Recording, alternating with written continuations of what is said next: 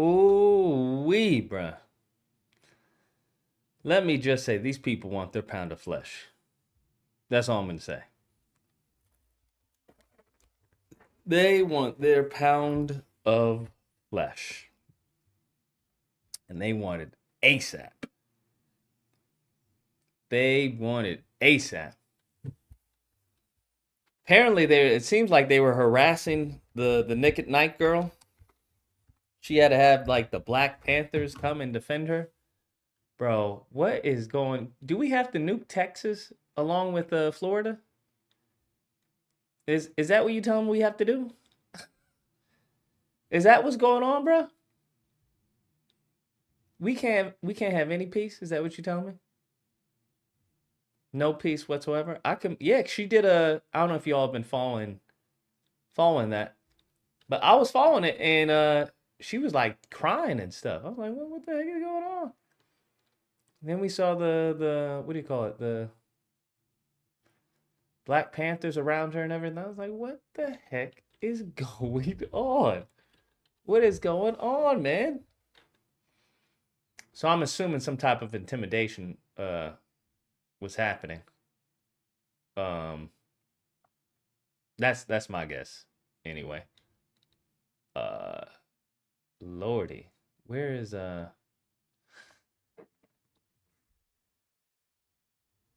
What a wild time. What a crazy time to be alive, bro. Man, 2028 cannot come soon enough, man. Cannot come soon enough. Lord. Can't come soon enough. Race has been threatening her? Really? Wow, that's insane. I don't even know what to say. That's insane. I didn't know they've been threatening her. Goodness. Threaten her over what, though? One thing I will say, they get down for theirs. I will give them that. The Ignatz, even though once again this boy has a history of violence, his father, horrible father, right? Single parent household. At the end of the day, like everything, he was a bully. All this, and this is why I understand why there are some black people who are like, yeah, I'm not giving them the benefit of the doubt. I'm still gonna stand with Karmelo. The only thing is, excuse me, sorry, I had to sneeze. Um, the only thing is, like I don't understand. You guys couldn't keep your mouth shut during witness during when they're figuring out the witnesses. Is that what you want to tell me? There was no black people in Texas who could keep their mouth shut and play the game during when they were selecting witness selection. I just find that hard to believe, bro. I think that's a failure of black people in Texas. I'm starting to see a lot of failures of black people. Chud the Builder is one. Zimmerman's the other one. Daniel Penny is another one in New York. New York? Like, this man riding the subway still in New York? I don't know, man. That's just that seems to be a significant failure. Significant failure. But I don't know what to tell you. But I was waiting for new evidence to come out or anything to come out that was like a bombshell. Because I've been hearing, what's the other lady? Queen Bee or Queen Sheba or whatever her name is? The last live stream she had, she was like, listen, I'm going to keep it a buck. The defense, the prosecution is selling it. They're selling it with like emotional manipulation. Not so much as the evidence, but emotional manipulation. That's what's going on. So I was like, oh wow, okay. Damn. If that's the case, I mean, I don't know, man. I don't know what to tell you. Speaking of Chud, you saw the video of his tweets getting read in court? Yeah, I saw that. Chud, I think very much is that's a wrap it up case. That's a wrap it up case. to me personally. When it comes to Carmelo's it's a little difficult because even with the Rick Chow case, y'all got to start thinking differently. That's what I'm going to say. Y'all got to start thinking differently. In order to go against the devil, you have to understand the devil. I don't know how else to tell you this. I really don't. The difference between Rick Chow's case and Karmelo's case, if we're going to be honest, are witnesses. That's it. Let me rewind that again. The difference between Rick Chow's case and Karmelo's case are witnesses. That's really it. And when you think about these witnesses, I don't think that the jury is going to weigh the the bias that these witnesses clearly have. I don't think they're gonna weigh that.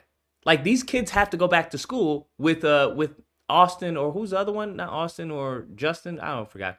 With the Metcalf brothers, right? And some of them are on the team. So, like, you already have a few witnesses who are caught lying, lying under oath, or you can't say lying because they just said, I don't remember, right? And that's your little, legal loophole of getting around lying, right? Is I don't recall. I don't remember. It's like, you don't remember? What, was even with the Eddie dude, the Eddie Parlello or whatever his name is, sound like a Latino based off of that name. He was like denying even knowing Karmelo until the defense had to bring out a picture. Then you had another dude trying to say, oh yeah, Carmelo's the one that instigated it. And then the defense had to tell him, you said something very different to the police. You said that Karmelo shoved him, to intimidate him, right? Oh, well, it was barely a shove. And then I saw the Sheba lady, the Queen Sheba, or whatever her name is.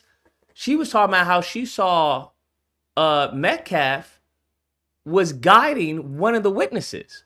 That when the prosecution asked, or I think it was the prosecution or defense asked the witness, hey, would you describe Austin as a pretty big dude? And he looked to the other Metcalf brother. The other Metcalf brother shook his head and he said, no. And I'm like, fam, this is insane. The prosecution called over 20 witnesses. The defense, from my understanding, called only 6. And I'm like, you've got to take into account a racist or biased jury, bro. Like, 6 of them are white. You had a couple of Asians. Like, you have to take that into account. You have to really nail in the coffin. That's what you have to have. An open, you really have to have it where it's not even beyond reasonable doubt. Like, there is no doubt. That's what you have to do. There is no doubt. Simple as that. Because I definitely believe there's beyond reasonable doubt that it was, 100% self-defense, right? Or I don't believe beyond reasonable doubt that it wasn't self-defense. Like, people talking about, it wasn't self-defense, it was murder. And then you look online with X, with the Nazis on the Nazis and the racists. And I want people to understand that's really what these people are. X is a representation of who they really are. That's what you have to understand. What you don't understand is that, what's his name? Jack Dorsey was really filtering and censoring the true spirit of this country. X right now is the true spirit of this country. That's who these people are. That's what you have to understand. So, to me, I would definitely say self-defense. Because I didn't see anything where they proved beyond reasonable doubt that it wasn't self-defense. There was no testimony. And then when they try to say that Karmelo was the one instigating, who the fuck believes that, bro? Let me get this straight. There was multiple people, right? Because you had one of the witnesses say that he was surrounded in a U format, right? You want me to believe that 140-pound, 5'8" Karmelo was instigating a fight with a bunch of linebackers? That's what you want me to believe? Huh? Why? For what reason? And it's crazy because one of the kids were talking about, oh yeah, he said, y'all is pussies and y'all ain't gonna do anything. Fuck you, I'm not leaving. And the defense asked, the other witness is like, well, was there any cursing involved? No, I didn't hear any cursing. And it's so obvious that these mofos, these kids are lying, bro. They just lie. They're straight up fucking lying. Obviously, they've been coached by the prosecution. But they're just fucking lying. And I don't know what to tell you. I don't know. Like I said, I'm going off of third hand accounting of what took place in the courtroom. I don't see how he doesn't get charged. Now, how many years? I don't know. I don't see.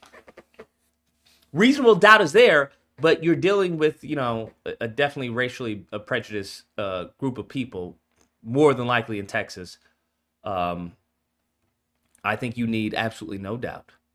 And I think what you have to understand is that the prosecution was all about, hey, he stabbed him in the heart. It was in the heart. And it's like, yo, where was the defense trying to, prove that, hey, he wasn't aiming for the heart, bruh?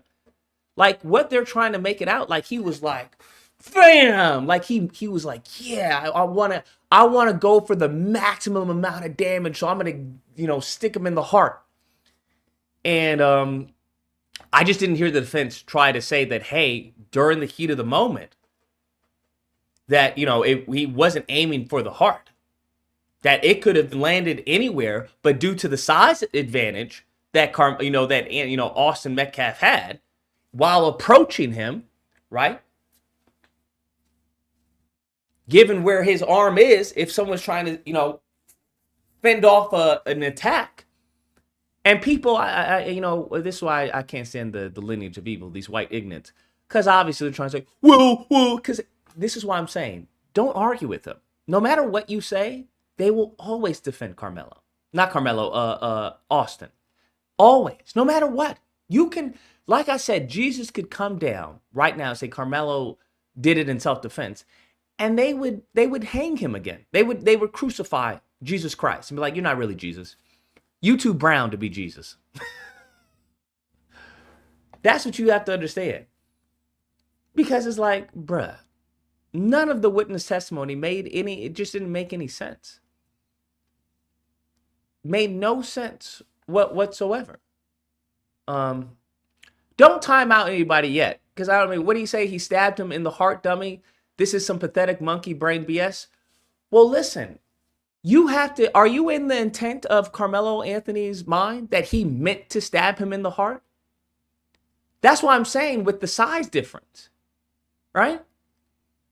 With the size difference, I don't know what to tell you. Even in boxing, right?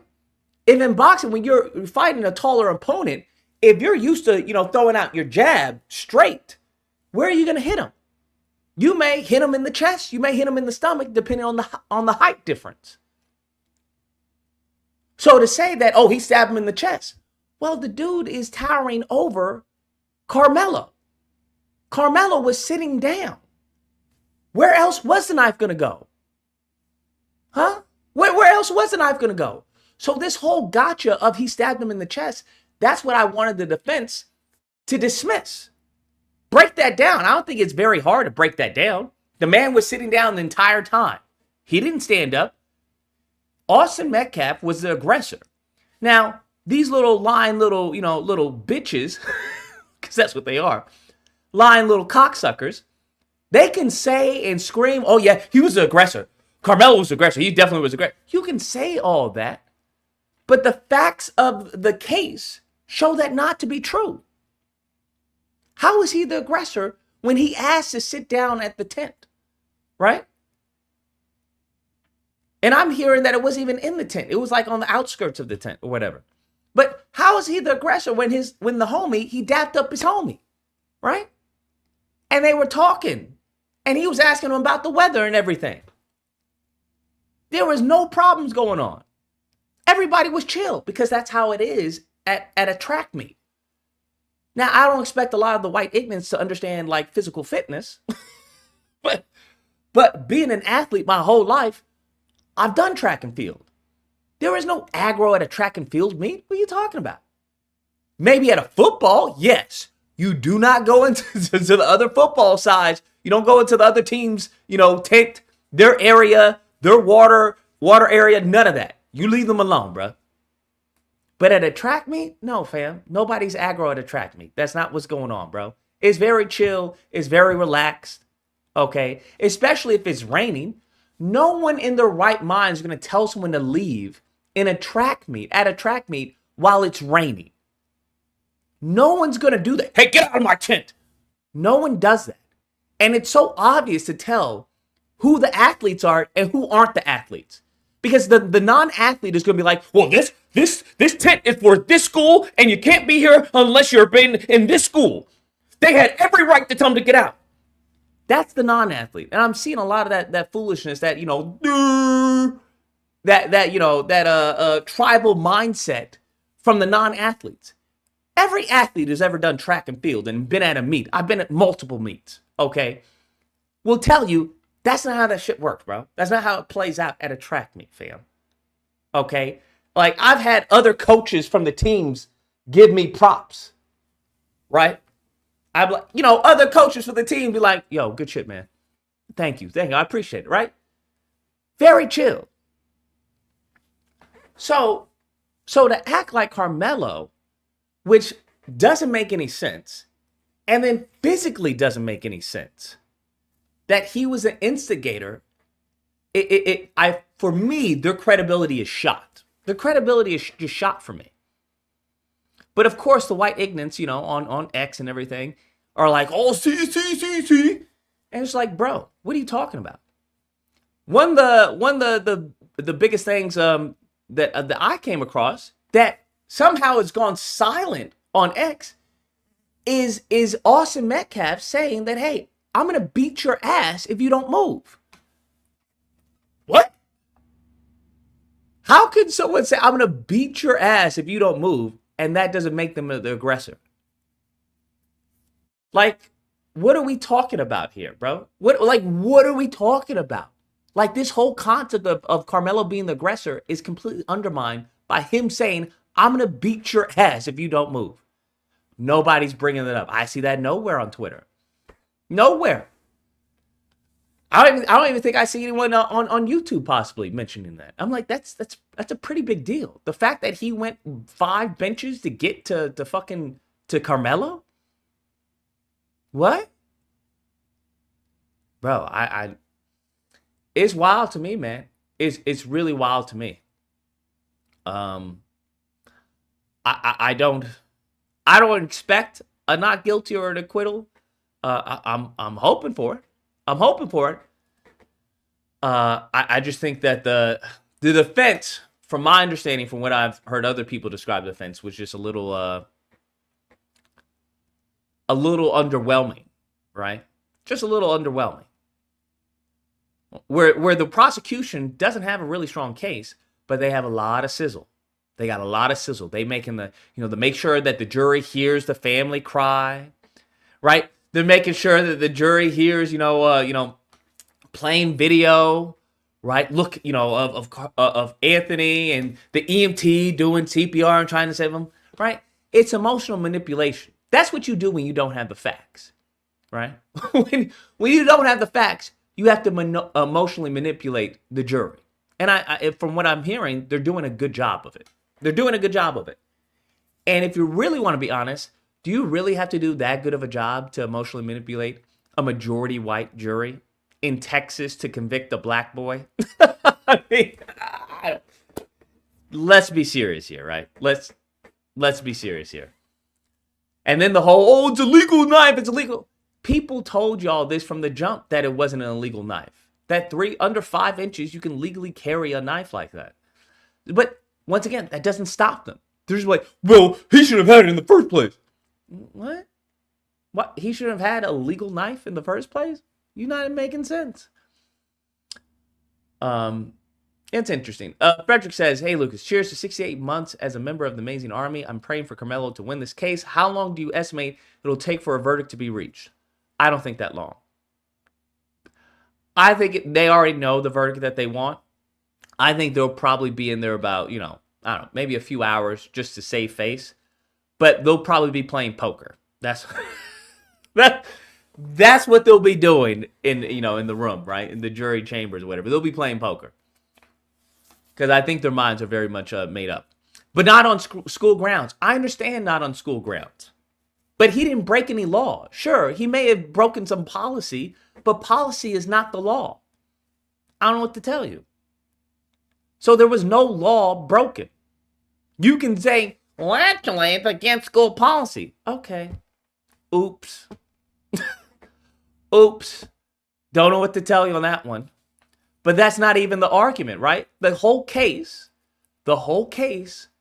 is around self-defense. That's it. That's the whole entire case, is self-defense. Did Carmelo Anthony face enough threat where it justified him using lethal force? That's it. It's not about the knife not being legal. It's not about what he had in the backpack. It's not about any of that, bro. That's what it's about. And the reason, because if you look it up, the tenets for the Texas or whatever, for murder or whatever, you don't even have to prove intent. You don't have to prove intent. So they don't have to prove that Carmelo meant to kill him. I think what they had to prove, it's like I was looking it up. Because I was like, oh shit, this is very different, fam.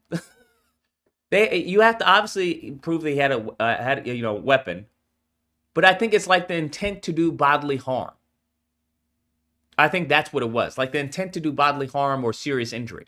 And it's like a knife to the chest, right? Yeah. I don't know how a knife to the... Because that's what people are saying. Well, it's a knife to the chest. Of course he meant to do serious bodily injury. That's where you have to remove... You have to remove that saying. You have to remove them by saying, hey, he didn't mean to hit the chest. He was in the spur of the moment because it happened so fast. And the height difference or whatever, or however they want to go about defending it, that he wasn't trying to aim for the chest. Now, they chose not to have Carmelo take the stand. I don't know, man. It would have been nice to hear him, but I guess maybe it would have been... I don't know why they didn't put him on the stand, to be honest with you. I don't understand. They put Kyle Rittenhouse on the stand, his little whining, little crying ass self. But maybe they didn't actually plan on putting Carmelo on the stand. Maybe that's what it is. So he has no training, and you know how these mofos are. They get you to slip up or say the wrong word or something. It's game over. I don't know, man. I don't know. The cross-examination would have eaten him up. I don't know. I don't know. But it would have been nice to hear Carmelo say, hey, I wasn't trying to aim for his chest. I was just trying to protect myself. I wasn't trying to harm him. I wasn't trying to seriously harm him. I was trying to, get away. Something like that. It's okay. I think Austin got the point. But, yeah, I'll hope for the best, but expect the worst. Hold on, Ty. Okay, what we're going to do, Ty, since you seem to be trigger happy, I already told you not to do that to people, bro. Because Louis, I can't read what they're saying. He said, y'all are a bunch of pussies. Y'all not going to do anything. Touch me and see what happens. Punch me and see what happens. By the way, told by Carmelo's friend. Exactly. It wasn't Carmelo's friend. That's the whole point. That's entirely the whole point.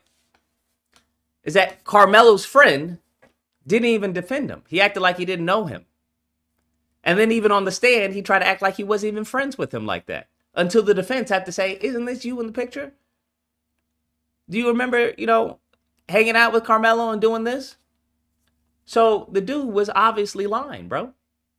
Do you not find it suspicious that no one else supported that statement of him saying, yeah, y'all a bunch of pussies, fuck you, I'm not leaving. No one else supported corroborated that statement that Karmelo said that. No one else.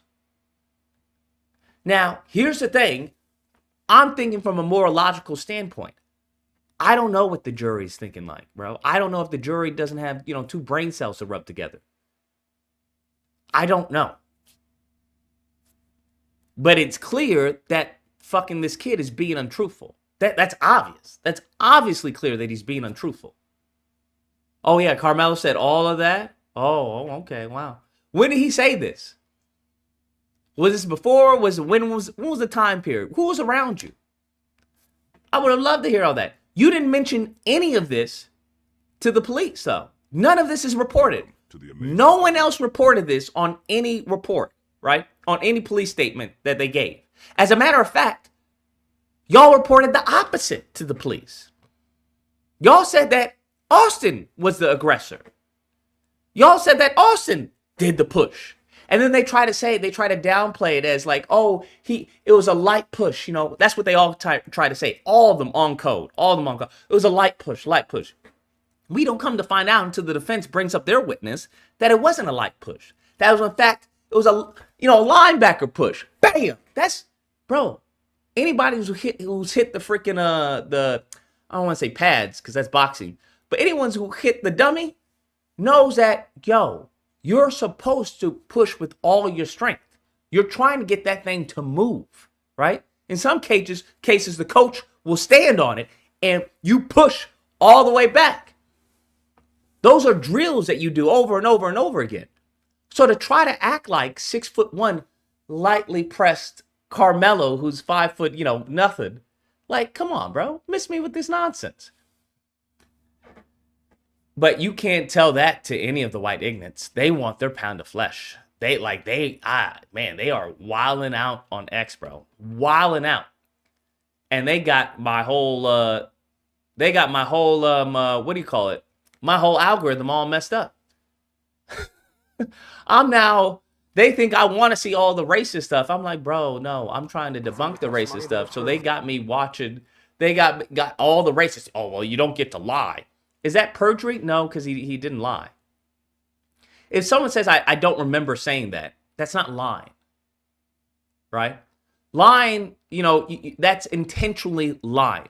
With the intent to deceive. That's what you have to understand. Till you can prove that there is an intent to deceive, you got nothing, bro. Hey, this was a while ago. People's memories are faulty. Right? That's where you get that plausible deniability. I don't remember saying that. I can't recall. And that's why the defense has to be on point. That's why they have to be like, well, if we bring, and he did this multiple times, Your Honor, can I approach the witness with an image, a picture, or whatever? Do you recall seeing this?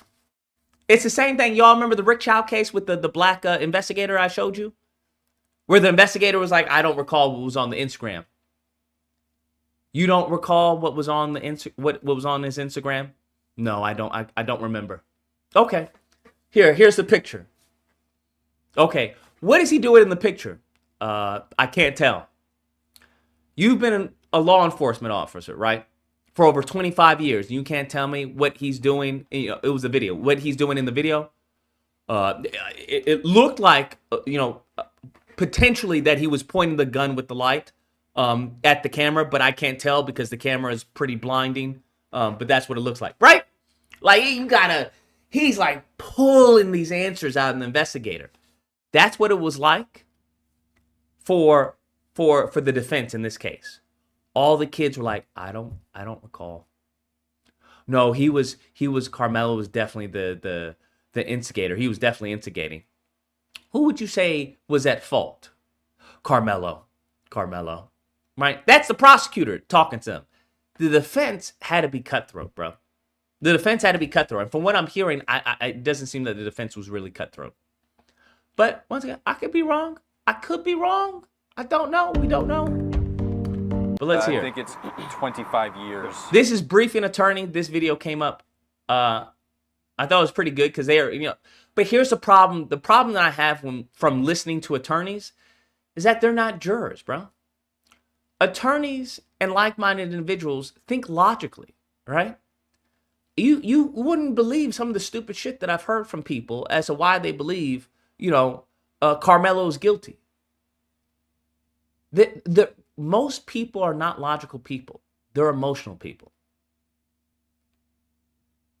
So even when presented with facts and evidence, these people go, nuh-uh, nuh-uh. There's a cognitive dissonance with the majority of these people, bro. So I get what he's saying. I'm like, yeah, that makes sense, right? Because to me, it sounds more to me like a manslaughter case. That's what it sounds like. That's what it sounds like. To me. Because they also have on video or on tape of Karmelo crying, right? He was remorseful. That's another thing. That piece of shit Eddie dude, his friend. They had to ask him multiple times, bruh, was he not, or was it Eddie, or was it I think it was the officer. The officer. Yeah, because the officer was playing hardball. They had to ask the officer, was he not remorseful? Yeah, he was remorseful. He was crying. He was sad and everything. So it's like, it's a little hard to tell me that this kid was like, yeah, I'm going to kill him today. Right? Where he was like, I intend to cause serious bodily injury by stabbing him right in the chest. If this mofo was crying with law enforcement talking about, I told him not to touch me. That's why I told him not to touch me. Like, it's a little hard, bruh. But it's the lineage of evil, fam. These mofos can make, a mountain out of a molehill, bro. They can do mental gymnastics like the best of them. All right. So, to me, I think the better charge would have been manslaughter, from what I'm hearing, right? Because, he didn't intend to kill him, but at the end of the day, dude is dead. I know you may be crying, you may be sad, but you killed somebody. But I don't know how this jury, made up of whites and Asians, and a white Hispanic, I don't know how that's going to play out with them. Frederick says the case should have been broadcast to show knowing. I don't disagree. Erkman says craziest thing is that they're saying it's unusual for athletes to interact. Bruh, my track folks that's cap. Yeah, bro, I've already told you that's cap. That the defense asked one of the witnesses, right? Asked one of their witnesses, is it common for people to lounge about and wander around? And he was like, yeah. Anybody who's done track and field will tell you that. Especially if you've been to a track meet. Track meets aren't like that, fam. My track folks that's cap. Several state people said hands were on shoulder. Yes, hands were on shoulder, 100%. They admitted that even the dude, the last dude, was like, yeah, both hands went out, but I didn't see them, touch Karmelo. But I did see both hands go out, and I didn't see Karmelo react. And I was like, okay, all right. But I mean, the thing is, here's the thing. At the end of the day, what you have to believe this jury has is integrity and an IQ above room temperature. That's it. If you believe this jury has an IQ above room temperature and integrity, then Karmelo walks. If they have anything less than that, he's done so. I'm just letting you know. I'm just letting you know, right? I'm letting you know. Like Erkman said, like I know this from personal experience. That's not how track meets are. If there's shit going down in a track meet, somebody had to start some shit. Track athletes are not fighters like that, bro. That's not what's going on. I mean, shit can't go down, but they're very chill, bro. Very fucking chill about it. This isn't football. This isn't fucking hockey. This is not a contact sport. You're running against one another, right? This isn't even basketball. So, for this to happen, there had to be some serious escalation, which we saw Austin Metcalf was doing. He was escalating everything. It went from talking. Then what did Austin Metcalf do? He approached the person. He got closer. Now, that right there is assault, if I'm not mistaken. Someone approaching you when you believe the intent to cause harm, that's assault. It's simple as that. There's no reason for no 6'1", 200+ pound person to come walking towards me while I'm sitting down, talking about, You need to move, I'm gonna beat your ass? What? What? And then put hands on me? Now, here's the thing. People keep on judging this, and I wish the defense, hopefully the defense brought all this up and people are just really bad at reporting. But what you have to understand, it's the same argument. It's the same argument, right? That's what I'm going to when they talk about, oh, push, because isn't that what we say when it comes to law enforcement? This is why I find this shit so hilarious.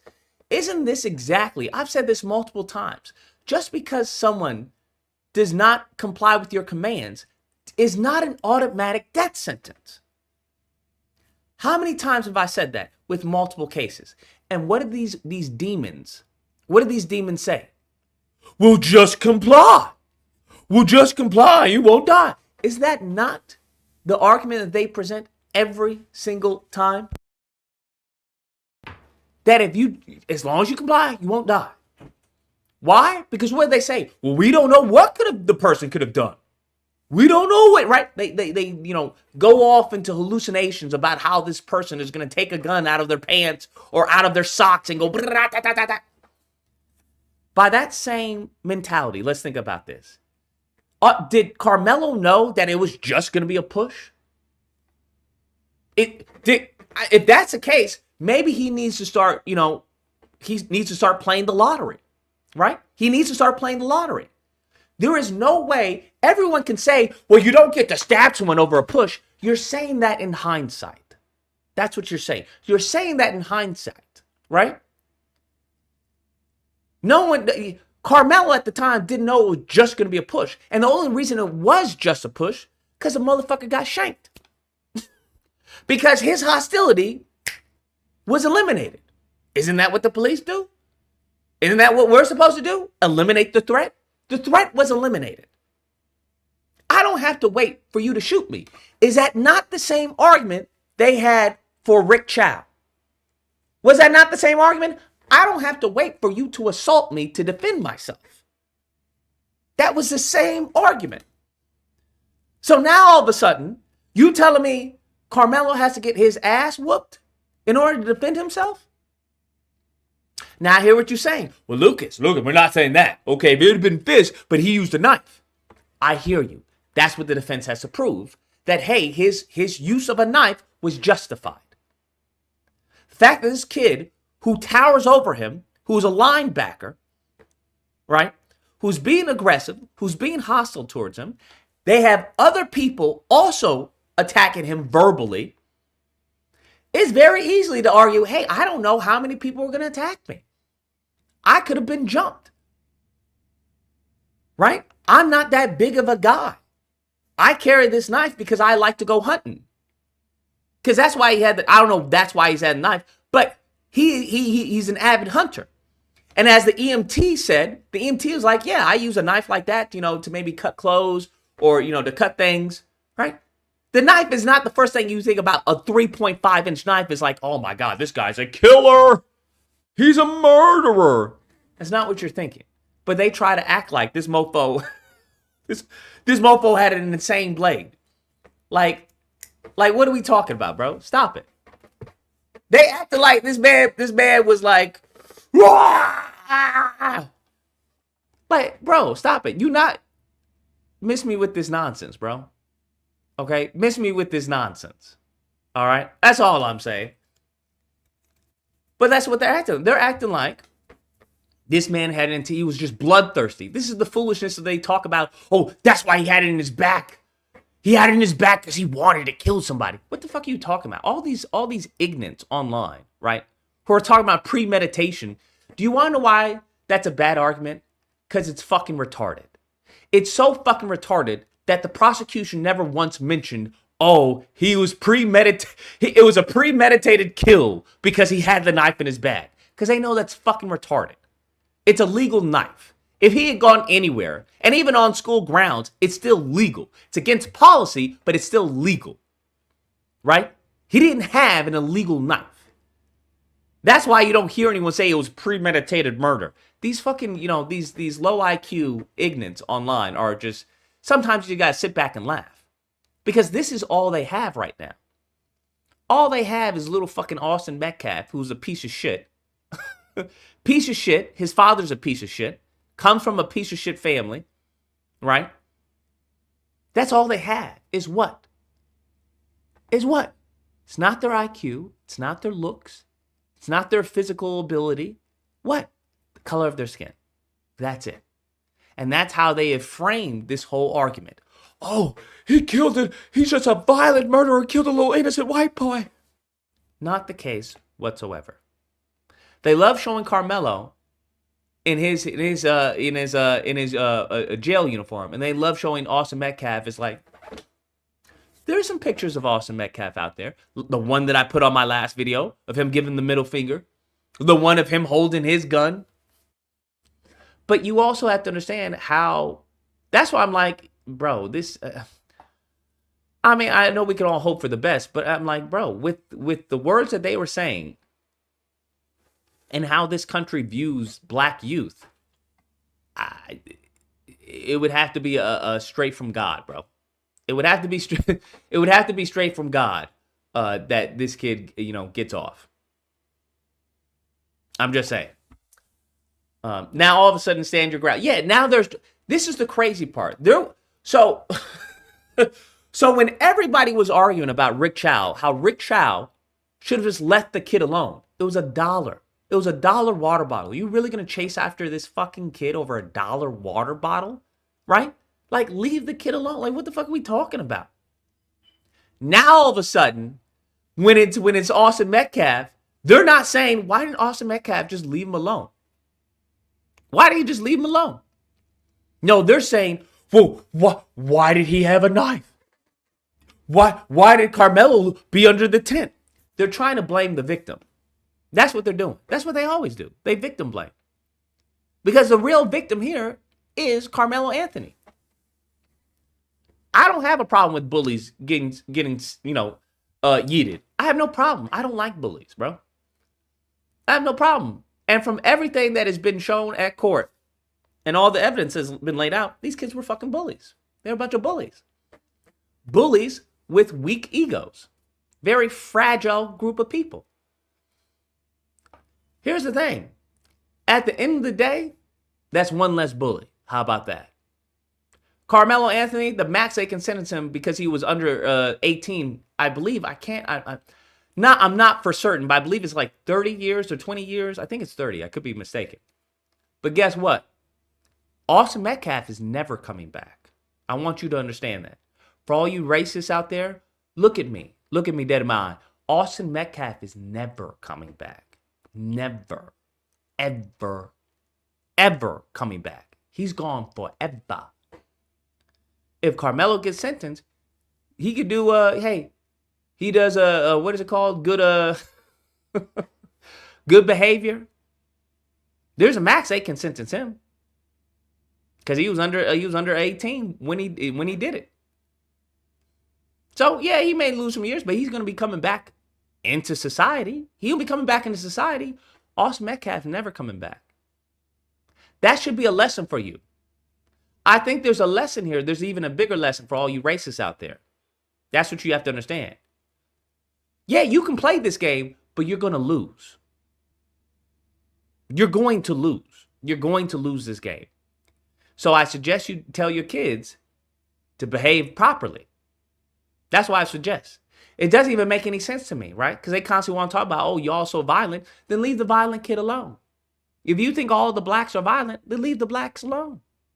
Leave the black kid alone if you think he's violent, right? Because I love how all of a sudden now black people aren't, sub 86 IQ, right? Now all of a sudden black people now all of a sudden we made a bad decision, right? Well, what do you mean made a bad decision? I thought all this time you associated us with basically monkeys. That's what you said. That monkeys had a higher IQ than us, right? You said that we were a predisposition to violence.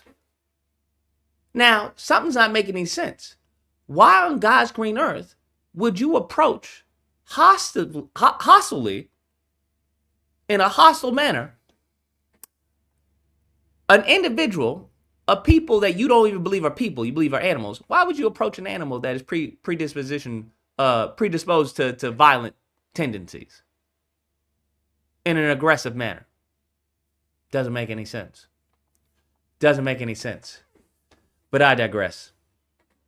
And we have Rebecca Lopez, senior crime and justice reporter for WFAA. I thought this was a good one, but we're going to go on 1.5. The biggest pieces of evidence we saw today, and that's the body-worn camera. Rebecca, can you take us through what we saw? This is from Eduardo Cortez and SRO. Yeah, so the body-worn camera to me was very powerful, because one of the things that I learned from that body camera footage, because I read the affidavits, I've seen all the documents in this case, and we hear where, and we see the affidavit where Karmelo Anthony says, he put his hands on me, but I told him not to.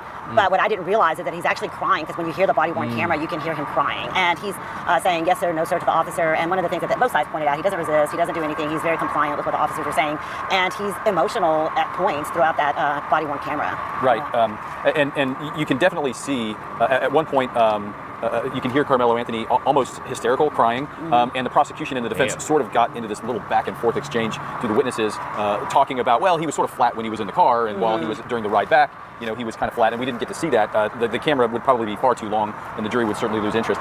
But that's one of the footballs that we saw go back and forth, is how much contrition? Is this something that he sort of turned on and off?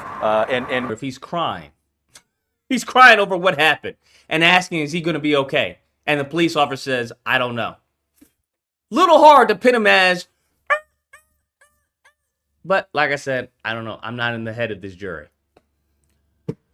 You're on the line. Hey, how's it going, man? Love your show, bro. It's going. I wanted to run something by you real quick. So I know that you're probably well informed on this situation, but what gets me is I've been seeing all kind of different news things where they're saying that the tape doesn't show anything. So do you know what the tape actually shown? Because to me, it just kind of seems like they should win. I mean, Karmelo should win this case easily, but all I'm seeing is a bunch of propaganda. So I don't know if they're trying to prepare the rest of the world for a faulty judgment or what. What do you think? I'm not sure. From the people who've actually gone in the court, there was only one video shown, and it's the video that really doesn't show very much. I think that's why the prosecution had up to 20 witnesses to really flesh out, what happened. Okay. Right. Yeah, because there's so much stuff out there. And then when this first happened, I remember somebody posted some pictures of the kid who passed away, social media. I don't know if you had seen that or if it was a phony one or not, but it did have multiple guns on a front seat, and it said something about, I hope I don't have to hurt any monkeys or something like that. Oh, and that's that a different case. That's Chud the Builder, from my understanding. No. This is it was this case when it first happened. So I didn't know if it was real or not because wasn't nobody pushing it out there, but it was somebody who had like the little receipts off of his social media. So I don't know if they took it down or if it's still I'm out unaware. there. I haven't come across that. Yeah. So that was the reason I was bringing it up, because maybe somebody out there still has that. But I don't know. When I went to go check, it looked like they may have taken it down. So I wasn't sure if you were aware of that or not. Bet. Yeah, no, I wasn't aware. Right. But I appreciate it. Telling me to leave, should someone be stabbed for that? That's not what happened, CMP. So if you say another misinformation in the chat, you're going to get banned. And if you don't care, that's fine, then just leave, right? Because that's not what happened. So what you're doing is just upsetting yourself if, in fact, Karmelo gets off. That's another thing I was thinking about. I was like, yo, all this shit going on X right now, if they do not guilty, that's going to set these low IQ ignorants off, bro. They actually will probably riot or do something crazy because they're rioting in the UK. So you know how, the Neanderthals, so, you know how they behave, bro, when they don't get their way. We saw January 6th how they behave when they don't get their way. It's not that there was an injustice. It's when they don't get their way. There's a difference, right? Because they want to say, oh, look at George Floyd. That's from an injustice. Everyone should be upset at that. This is a little bit different from my guy didn't win the presidency, or the person who I think should be guilty is not guilty. A little bit different. You're on the line. What are your thoughts? Okay, my thoughts is I'm gonna try to clear up a few things because I am down in the trenches or down here in Texas, understanding what's going on at this point in time. We can start at what jury people. What would be a good one? Because I've been listening to the show. It's a lot of different topics. What can you point one out for you? I can go in at it. You're on the line. What are your thoughts? My thoughts are he's guilty because he egged them on. You're on the line. What are your thoughts? Where are you getting that he egged them on? He told him to come down there and do it. Come make me move. Come make me put your hands on me. Mm-hmm. And he had his hands on that knife. No one testified to him having his hands on that knife. Well, he had his hand in the bag. That doesn't mean it was on the knife. Well, he knew what he was doing. That's why he's going to be found guilty. Wouldn't we place the blame on Austin? Mm-mm. No. No. Why wouldn't we place the blame on Austin? When Austin, right? Weren't you taught? I don't know if you were taught, but I was taught to keep your hands to yourself. That's true. Keep your hands to yourself. But so Austin wasn't at fault for physically assaulting someone? I don't think he assaulted him. We have multiple accounts that he definitely did push him. That's the defense and the prosecution witnesses attest to that. Well, because he was telling them to do it. So if I tell you to jump off a building, are you going to go do it? Not the same thing. How is it not the same thing? Get out the tent. He was telling him to get out the tent to leave. And if he was so scared, it wasn't his tent to it wasn't his tent to begin with, and he was invited by someone who was under the tent. He was put in charge of that tent by the He was not put in charge of that tent. Yes, he was. No, he wasn't. The coach told him to be a leader. That has nothing to do with putting him in charge in charge of the tent. He had no legal authority to tell Karmelo to move. Yes, he did. I'm telling you, he didn't. They didn't even argue that in court. He didn't have any legal authority to tell him to move. The black guy should have just got up and left and went to his team, where his team was. The team didn't have it. Hold on. He was invited under there. His time was up speaking to that guy. That guy didn't even want to know. Well, how are you saying his time was up speaking to that guy? What? It was up because. According to who? According to Austin? According to everybody else that was in that tent. It wasn't according to everybody else in that tent. No one else said that. Did the guy that was with him take up for him? Say, hey man, he over here talking to me. Leave him alone. No, that's the whole problem. Exactly. That's why that's why I would argue his credibility was a little faulty. Because he tried to act like he didn't even know him until the defense had to bring out pictures of him with Austin, of him with Karmelo, laughing it up. He said that was his girlfriend's friend. That wasn't his friend. That was like a third. They had multiple pictures of him with Karmelo. Regardless, even in the moment he was. What do you mean regardless? This is what I'm talking about. How you going to just dismiss evidence like that? That the kid was lying. I'm not dismissing any evidence. Hold on. In addition to that, he also was I would say lying when he was talking about the shove or because what he tried to say on the stand was that it was a light push. But what he told law enforcement at that day is that it was a shove, and he did it to intimidate Karmelo.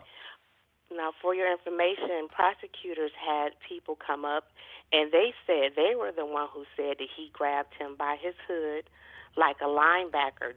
Those are the witnesses who said that. No, I'm telling you what the law enforcement, his statement, what he said in court, and what he said to law enforcement were two different things. Okay, that's the defense's witness, but the prosecutor brought up witnesses that were. I don't believe that was the defense's witness, but go on. It was the prosecutor's witnesses that said that are agreeing with you that he picked him up like by his collar to tell him to move, and that's how that knife got shoved so far into his chest because with his force And with Anthony's force, that's how the knife went so far up. So it sounds like what you're arguing that. is a reasonable doubt for self-defense. No, because in Texas, you can't egg somebody on. Just like the church, the builder. I understand you can't provoke egg someone, somebody right? You can't on. provoke someone and then claim self-defense. Right.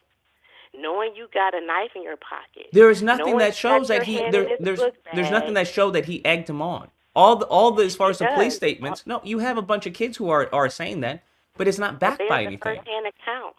They're the first-hand accounts. They're the people that were there, that were seeing it.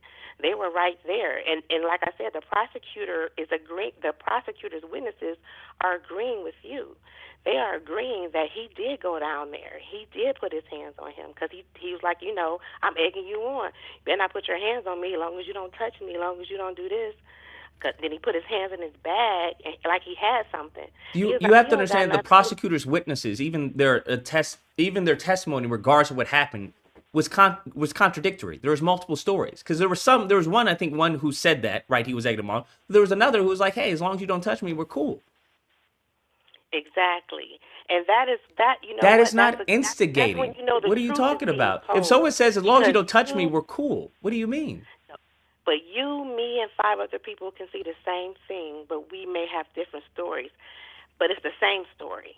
And that's how you know when yeah, the same story was, hey, as long as you don't touch me, we cool.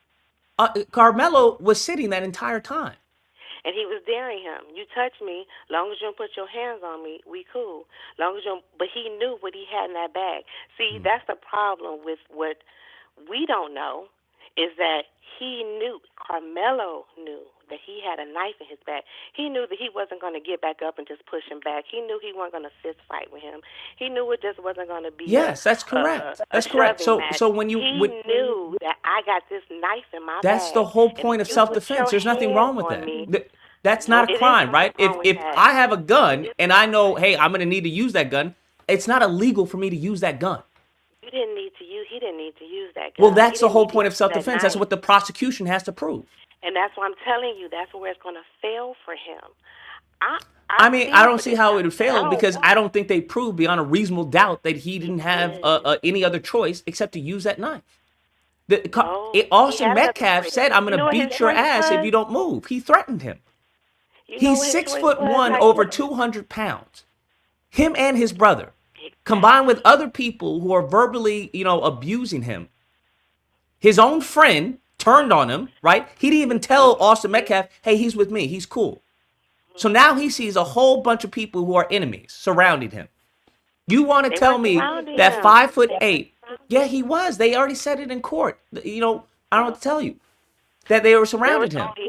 There was only one witness who said that, and the prosecutor pulled up that tape again and said, hey, did you really see this? We're going to show you where you were. That's not what happened was when he pulled up the tape. What happened. I know what people are trying to relay, that he recanted his statement. That's not what he said. He said in the tape he can't tell. That's what he said. And that's fine. He's the only one. So that's night and day, though. But do you not see that as contradictory when the own statements of the prosecutors are all over the place about what Karmelo said? You have them lying about him being friends with Karmelo. There's a lot of inaccuracies to them relaying what happened. But again. But at the end of the day, all that matters is that do you believe Karmelo defended himself? Karmelo had a right to defend himself upon being attacked by Austin Metcalf. No, he not in that way. He did not, and that's how he's going to get that premeditation. There is no premeditation. There is no premeditation. And he sat there for a couple I understand. minutes. There is no premeditation. The prosecution never once mentioned there is no premeditation to the charge. What was he going to do if he put his hands on him? I'm just telling you what the charge is. If you look under the Texas statute, there is no premeditation for the Texas statute, right? The prosecution never once mentioned premeditation. Because first off, it's not in the statute. And secondly, they can't prove that. That's a weak argument. So lucky for them, it's not even in the statute. They don't have to prove premeditation. But if you think that a 6'1" individual who says that, hey, if you don't move, I'm gonna beat your ass, who is instigating this whole situation, he could have just stayed where he is, left Karmelo alone. Karmelo was laughing, chatting up with another person. If you think the 6'1" linebacker, upon shoving Carmelo Anthony, right? A forceful push from a linebacker does not justify a lethal force for a 5'8", 140-pound, track and field athlete. I don't know what to tell you. You're well within your prerogative to believe that. What you tell all these grown black men, because they're young black men before they become grown black men. Use your head. You can size that man up while he's sitting below you, for one. You can size that man up just how you just said. Use your brain. Go over with your team what you came out there for. Hold on, there's only one dead boy here. So the only person that should have been told, the only person who should have been told to use their head was Austin Metcalf. So he can, engage some impulse control over his body. Because if Austin Metcalf had not pushed Carmelo Anthony, even if he had came up to him and started talking shit and everything, if he had not put hands on Carmelo Anthony, Austin Metcalf would be alive today. So to try and put this on the black boy who was defending himself, now you can say, hey, he took it above and beyond and defended himself, right? He could have had a bear mace, he could have had a taser, but a knife, sure. But to try to act like the person who was defending themselves against the person who literally assaulted them is insane. The lesson should be for Austin Metcalf and his other brother that's still alive. Maybe he understands now, since his brother is dead, right? Because he said in an interview that his brother would take his back even if he was wrong. That's what he said. So now that his brother is no longer with him, maybe he engages in that high IQ that they're allegedly supposed to have. Maybe they should be engaging in that impulse control that allegedly they're supposed to have. Because his brother is dead because he didn't engage in that impulse control. Carmelo Anthony is the only one that doesn't have impulse control. And I don't know how you can say that when literally one person is dead due to self-defense. Don't bring no weapon to no fist fight. Don't do that. There was no weapons brought to a fist fight. What are you talking about? This wasn't a scheduled fist fight. I don't know what to tell you.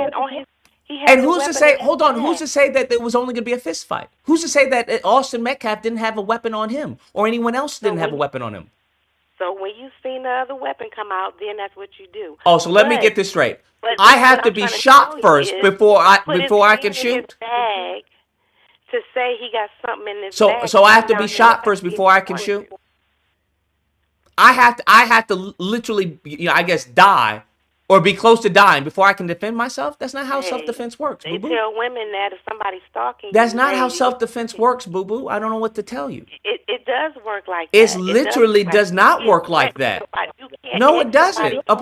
My dear, upon someone aggressively approaching you, that is assault. You legally, upon that point, can defend yourself. You can't egg them on to come do it. No, come on, do it. That's where it breaks down. You have some people who said he egged them on. You have some people who say he didn't egg them on. So that's where self-defense. That's where it boils down to. He can't even explain why he had the knife in his bag. He never went on the trial. He doesn't have to. What do you mean? It's not. Hold on. The knife was not illegal to have. Do you understand that? You're not even supposed to have. It's not even illegal to have. Do you understand? 3.5. No, it's not. Under Texas law. Under Texas law, you can have a 3.5-inch knife. Now you can say it's against the policy. You can say it's against the policy of the track meet or whatever, but it's not illegal. Regardless, if it's there is no regardless. You said regardless multiple times when you can't rebut facts. On that knife, ready to stab that boy. That is inaccurate. No one. Do you understand? No one on the stand. No one on the stand said what you're saying. No one on the stand said what you're saying. There's only one witness who said, well, he had to have his hand on the knife. That's speculation. Do you understand? He didn't see his hand on the knife. He's assuming that his hand was on the knife based off of how fast it happened. The fact that I would rebut that, what I would rebut that with is that if his hand was on the knife, why did he cut himself? Clearly, it was at a heat of passion where he was trying to open the knife and stab it. Even when they brought the knife to the case to show the jury, it was at a 45-degree angle. So it's not like it was fully open, ready for him to stab. That's not true. Because he threw it and it bounced off something, and it probably closed when he did that. What you mean he threw it and bounced off? I ain't got time to listen to this. Bye-bye. I ain't got time for this, bro. Now she's saying he threw it and it bounced off something. I ain't trying to listen to this. I ain't trying to listen to this, bro. Well, regardless, Now, if you get a black person like that or whatever she was on the jury, you're fucked. That's why I'm saying I'm not even going to be upset if they say guilty. I'm expecting a not guilty. I'm expecting the worst because you have, first off, no black people on the jury. It's whites, Asians, one Hispanic, and then one Pakistani or something like that. So I'm not even going to be surprised, bro. And all these people, they live in the area. So they're going to have to deal with the racist neighbors and everything. I'm not even surprised. When it comes to the witnesses of the prosecution, the little kids, I'm not even surprised that they're lying. I'm not surprised. Why? They have to go back to school with fucking Metcalf. I'm not surprised. That's why I'm saying it's not about reasonable doubt for a black kid. It has to be 100% doubt. You have to 100% doubt or you have to 100% believe that it was self-defense. Anything less than 100%, he goes away. He goes away. So that's what you have to understand. That's what you have to understand. Why do you think they believe, oh yeah, he was instigating? Why? Because of the stereotypes that this country has portrayed of black people. We see this in the medical field. We see this all in every fucking field. Even when you see this with black women. Oh, right? Oh, they just angry black man, angry black woman. All the thug stuff and everything. Oh, they just thug. They just violent. In Texas, you want to tell me? In Texas? Is that? So when they hear, oh, he instigated it? Oh, he said he called him a bitch? Oh, yeah, that sounds about right. Come on now. Stop it. Stop playing with me. At least I'm being honest with my take, bro. Do I think it was self-defense? 100%. 100%. If I come across a 7-foot man who's fucking pushing me, right? Mofo, I'm stabbing you, bro.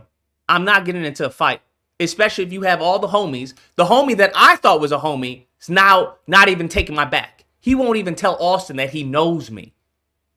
Oh, I see it. You want to be a part of the clique, right? You want to be a part of the cool kids clique. Gotcha. Yeah, no. I understand. I don't agree, but I understand. You're on the line. What's good, boss? I have a disagreement with blackvotewatch.org. So I'm on it right now. I love the site. It's pretty good, actually. The interface is easy to navigate. It's whole. It's a really good site. But Summer Lee is only a B. And the lady, J. Paul, Karmelo, you made a video about her. It has a higher grade than Summer Lee. You know anything about that? Does it explain the reasoning behind that? They both actually only have positives. So J. Paul, she did the reparation study, but Summer Lee did that too. And they both was on the George. I don't think Summer Lee probably wasn't in Congress when George Floyd was a thing. The act. Well, I'm pretty sure she would have voted yes for that. You know what I'm saying? What do you mean you pretty? Okay, so what it sounds like is that you don't agree with the facts. That has nothing to do with me. I appreciate the call. This is the whole point. That's why I stopped honestly promoting Black Vote Watch on the videos, because I think you Negroes is toast. Genuinely speaking, honest to God, I think you toast. I know a lot of black people have been telling me, "Oh, Lucas, keep going," but it's gotten to the point where it's like you don't like the facts. He just told me that, well, if she was in Congress, I think she would have voted for it. What the fuck? Now you want to... What? Are you Nostradamus? What are you talking about? It's completely has nothing to do with emotion on there. It's all fact-based. It's, hey, did this motherfucker vote for this or did they not? Did they sponsor it? Did they not? It's very binary. 0 and 1s. When they had the power to make a difference on behalf of black people, the people that got them into office, did they utilize that power? Yes or no? And how did they do it? I'm going to shut it down because it's costing me money anyway. You got people, like I said, people telling me that it's a scam, sending me emails. Oh, it's a scam. How's it a fucking scam? It's a fucking free website. What are you talking about? The only thing that's available is support. If you'd like to support. I'm thinking about bringing out tiers, right? To go into states, to go into certain states and go into certain counties and cities. And I'm like, these motherfuckers are already complaining about shit that's free. They already complaining. How you complain about something that's already fucking free? We got elections coming up, especially out here in Cali, and you niggas is complaining because you don't like that this person has a low grade based off of how they voted? Get the fuck out of my face. That's what I'm gonna say. Get the fuck out of my face. Cool. You do your site. How about that? Niggas love complaining. They don't like building. That's what I've noticed. Niggas love, they will be critics of every goddamn thing on planet Earth. But when you ask them, well, what have you built? What have you built so I can criticize? Nothing. Shut the fuck up. That's what I'm gonna say. Leave me the fuck alone. All right? I see why nothing has been built. You build something, motherfuckers criticize. And it's superficial criticism. Nigga, I'm thinking you want to tell me there's an issue with the voting, there's an issue, right? Because at first we had the issue with the zip codes.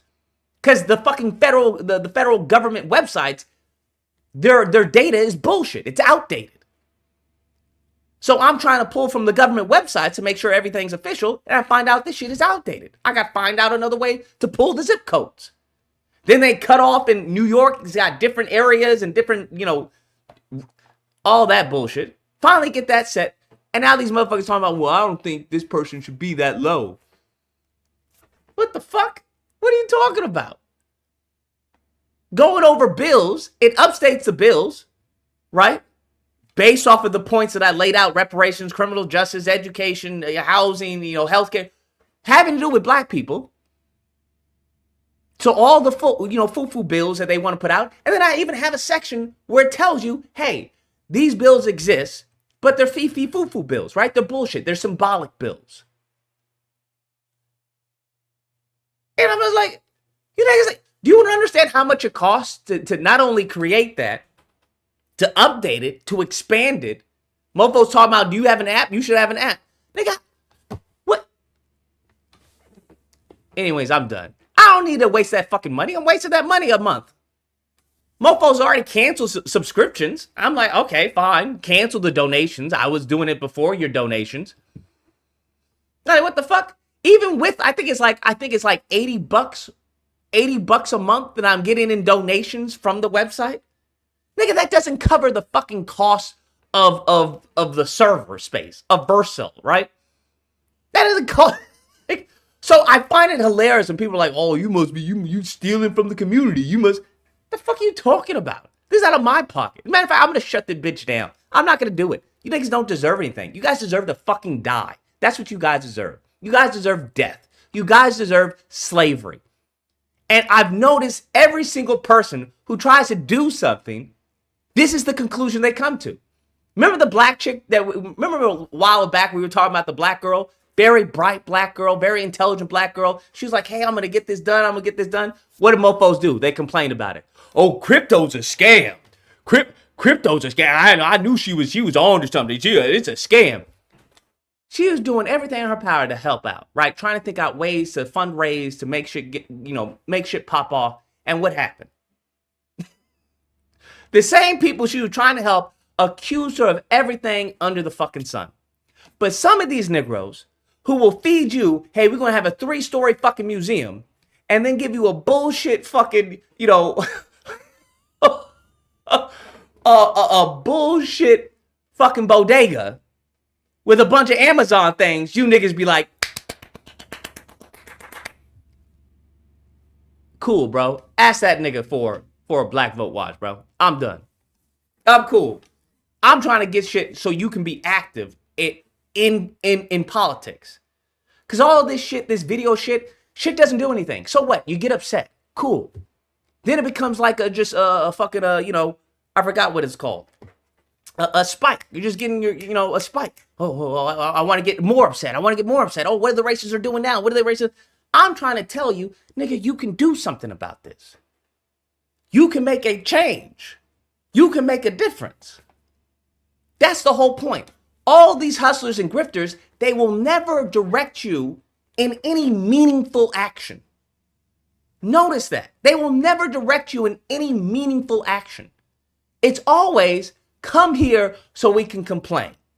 Come here so we can talk about what the fuck we want. What? What the fuck is talking about what we want? How's that going to help us get what we want? We know what the fuck we want. We've been wanting it since the fucking 1960s. What are you talking about? Hey, come to this comedy event so we can laugh it up while being under the fucking, the barrel of white supremacy. But let's laugh about it. What? Who cares about civil rights or any of that? That's all a trick bag anyway. What the fuck is wrong with y'all, bro? I'm just fuck. I gotta watch out. Yeah, my cortisol, bro. I gotta my cortisol, bro. Cortisol levels. I gotta work on it. But anyways, I'm just saying. It's not even a revolutionary tool. That's what I'm going to say. It's fucking nothing. To be frankly honest, the only point in time that you should give me credit is if we win an election off of Black Vote Watch.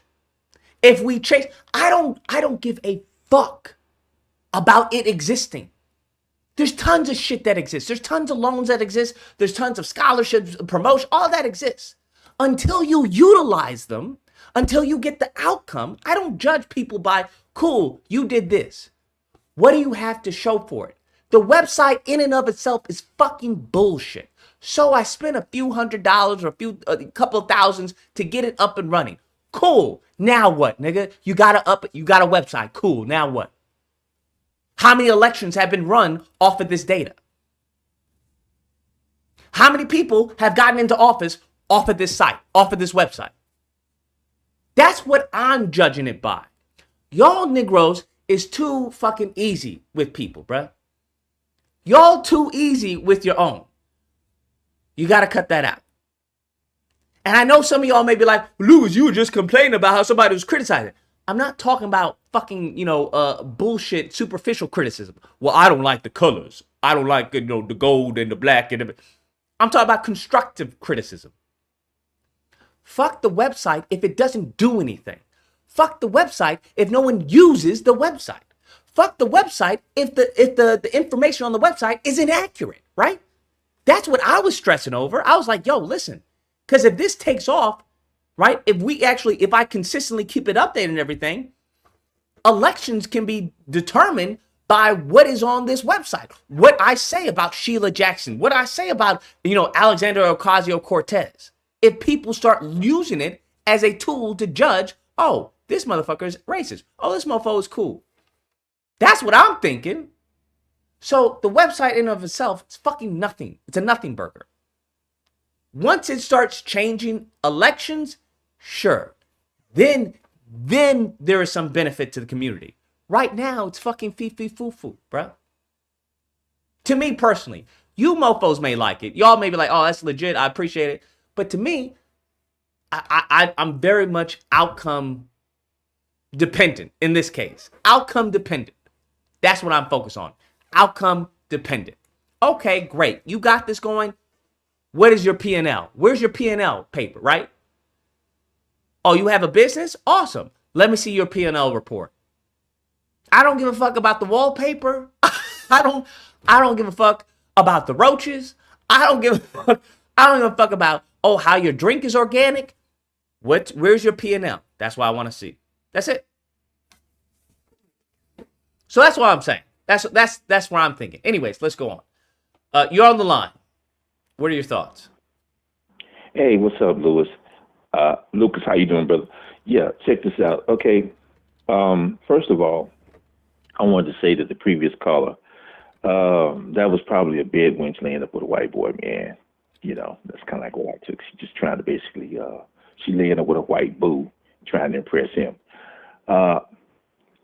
However, there's the issue with Mr. Karmelo. Okay, first of all, you're dealing with two teenagers, okay? You're basically trying to look and view this thing from the mind of two teenagers, man. A scared boy sitting down at a track meet, not knowing what to expect. All of a sudden, some guys come over and challenge him, tell him to get up and leave, threaten him, and what have you. And the issue is what the courts, what's going to play out in the courts, and the facts that are going to play out in the courts. First of all, you have the issue of duress, okay? The mind of a 17-year-old boy and the duress that he was under. I mean, I'm a grown man, and I've been put in situations where I was under duress, and I may not have acted, appropriately in the best situation. So if grown folks can act inappropriately in confrontational situations, you definitely know that teenagers can. You also have the issue of,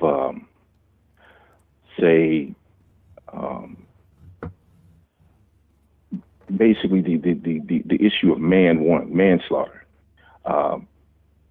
He's not going to get murder. I don't think it's going to be a murder charge. That's the only charge that's on the table. Yeah, I know that's the only charge that's on the table, but the thing is that I think the jury is going to go to a lesser charge because number one. Can they do that? They can. Yeah. Either that. Are you 100% positive they can do that? Yes. Okay. Yes. Based on the law, you got, I think it's 19.4. They can basically reduce it to a lesser charge, and that could be manslaughter. Right. So, also, he's a young man. He doesn't have a criminal record. The odds are he might get probation. Maybe 5 years probation, what have you. And based on, I think 19.4 manslaughter charge, you can get anywhere from 2 to 20 years. But the thing is odds are he won't get the max because the judge won't sentence him to the max because he doesn't have a criminal record. And he's a kid, he's a teenager. Someone's saying that it's only if the judge initially allows it. Right. That's got to. The thing is that in most court situations, there are the jury instructions, the voir dire jury instructions, also instructs the jury to vote to a lesser charge because you're talking about the jury instructions, and the jury instructions basically instructs the jury to basically go with the law. So if they feel that it's not manslaughter, if they feel that it's not murder, they can vote a lesser charge. But it's only if they're given that option by the judge, I thought. The jury instructions give them that option. The jury instructions give them the option to give him manslaughter or a lesser charge? The law. They have to follow the law. So it's not. It could be breaking down in categories.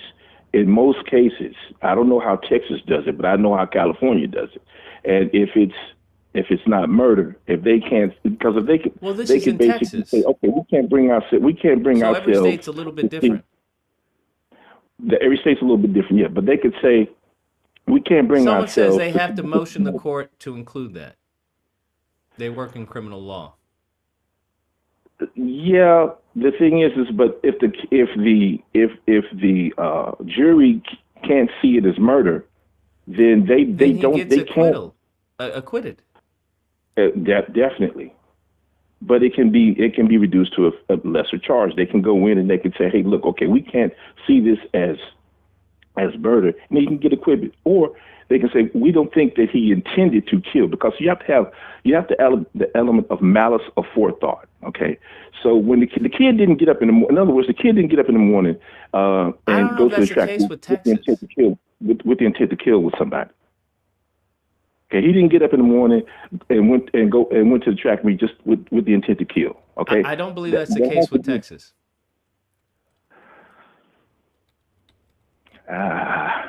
Based on what I've seen, there is room for that. There's some maneuver room. The law allows, the law allows the jury to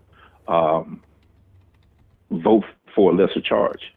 They do Then allow the jury to every, vote for a lesser charge, but only if that's allowed by the judge. That's every court in the land. If allowed by the judge, yes. Right.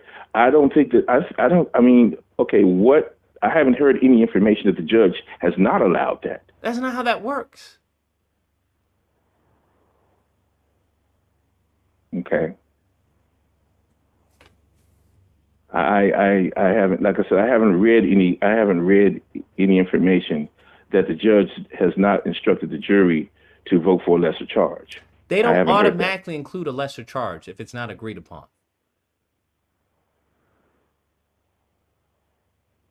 No. Because that would change and alter the entire defense and prosecution's arguments. See, here's the thing. Okay. If the jury, there is a term for it. I can't think of it right now, but it's a term that if the jury can't bring themselves, say if they hang it up, they could hang it up. Okay. And somebody says, I don't think this is murder. I don't care what you say. This is not murder. Then he walks. No, it could be a hung jury. Yeah, if he walks. If it's a hung jury, they'll retry the case. They can, but he walks. They'll retry the case if it's a hung jury. In the meantime, he walks. Yeah, that's true, but it's not an acquittal. Okay. It's not an acquittal.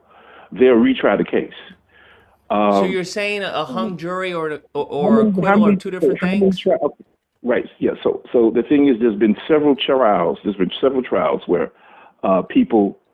the jury was basically the prosecution went for a murder charge, and the jury couldn't bring themselves, to conclude that it was murder, and it was either a hung jury, or basically they couldn't bring themselves to the conclusion of murder. Either way, he walks though. If they want to retry the case, go for it. But I doubt they will. Right.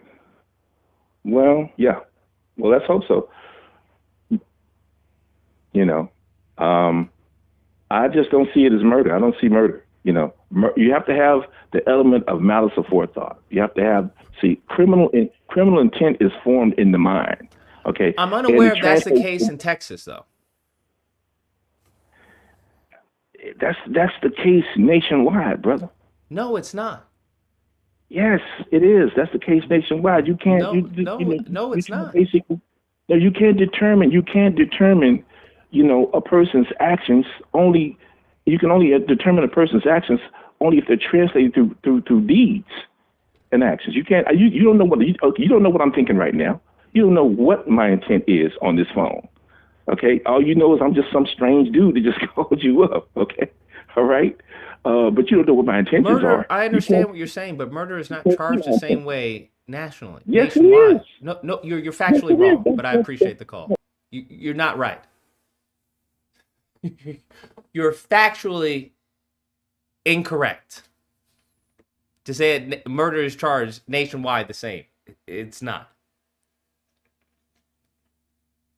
For example, in this murder case, there is no proof of intent.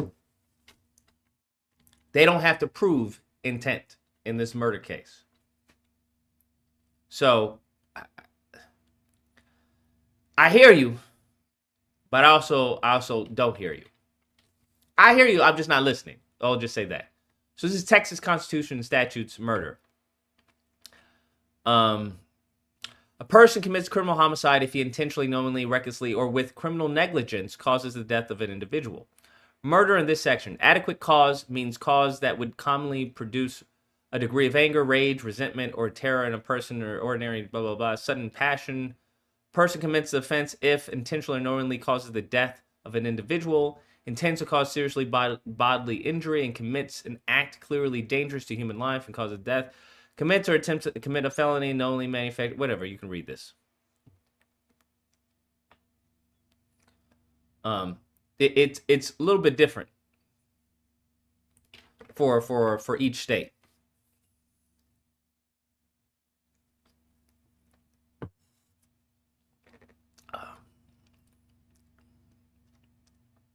Just so we're clear. Premeditation. What about premeditation? There's no premeditation. There's no premeditation in Texas anyway, except a provision only manufactures, deliver, control substance, commits attempts of felony, tends to cause serious. Yeah. In Texas, I would argue that the bar is very low for murder. The bar is fairly low for murder, right? Intentionally or knowingly causes the death of an individual. That's what I was arguing the defense should have pushed back on. Because what the prosecution is saying, that, hey, this motherfucker stabbed him in the heart. Of course that's going to cause death, right? Anyone who stabs someone in the heart, you want to tell me they don't know that that's going to cause death? So that's why I'm like, bruh, you've got to undermine that case, bro. You got to undermine that, and then you also have to present, like, hey, this man was like overpowered, bro. Like there was no chance, because that's what the I forgot the lady who does, I think, the autopsy specialist, whatever. She said there was no chance of survival, bro. She said with this wound there was no chance of survival, meaning it wasn't the problem of the EMT, it wasn't the problem of anyone else. They said there was no chance of survival given the wound that Austin had. She said that the only way he would survive is if he was stabbed in the hospital, right? On the operating table. Fam, that is powerful, bro. That's powerful. You've got to have a defense to remove that, bro. You've got to have defense. And then you had the prosecutor, I said this in the video, where they're like, hey, don't they usually take, an offensive stance when they see a weapon? And like, yeah, that's usually what happens. And he's like, did it happen here? And he's like, no. And he's like, hey, because he didn't see it coming. I'm like, bro, what the fuck? What the fuck? Like, what? So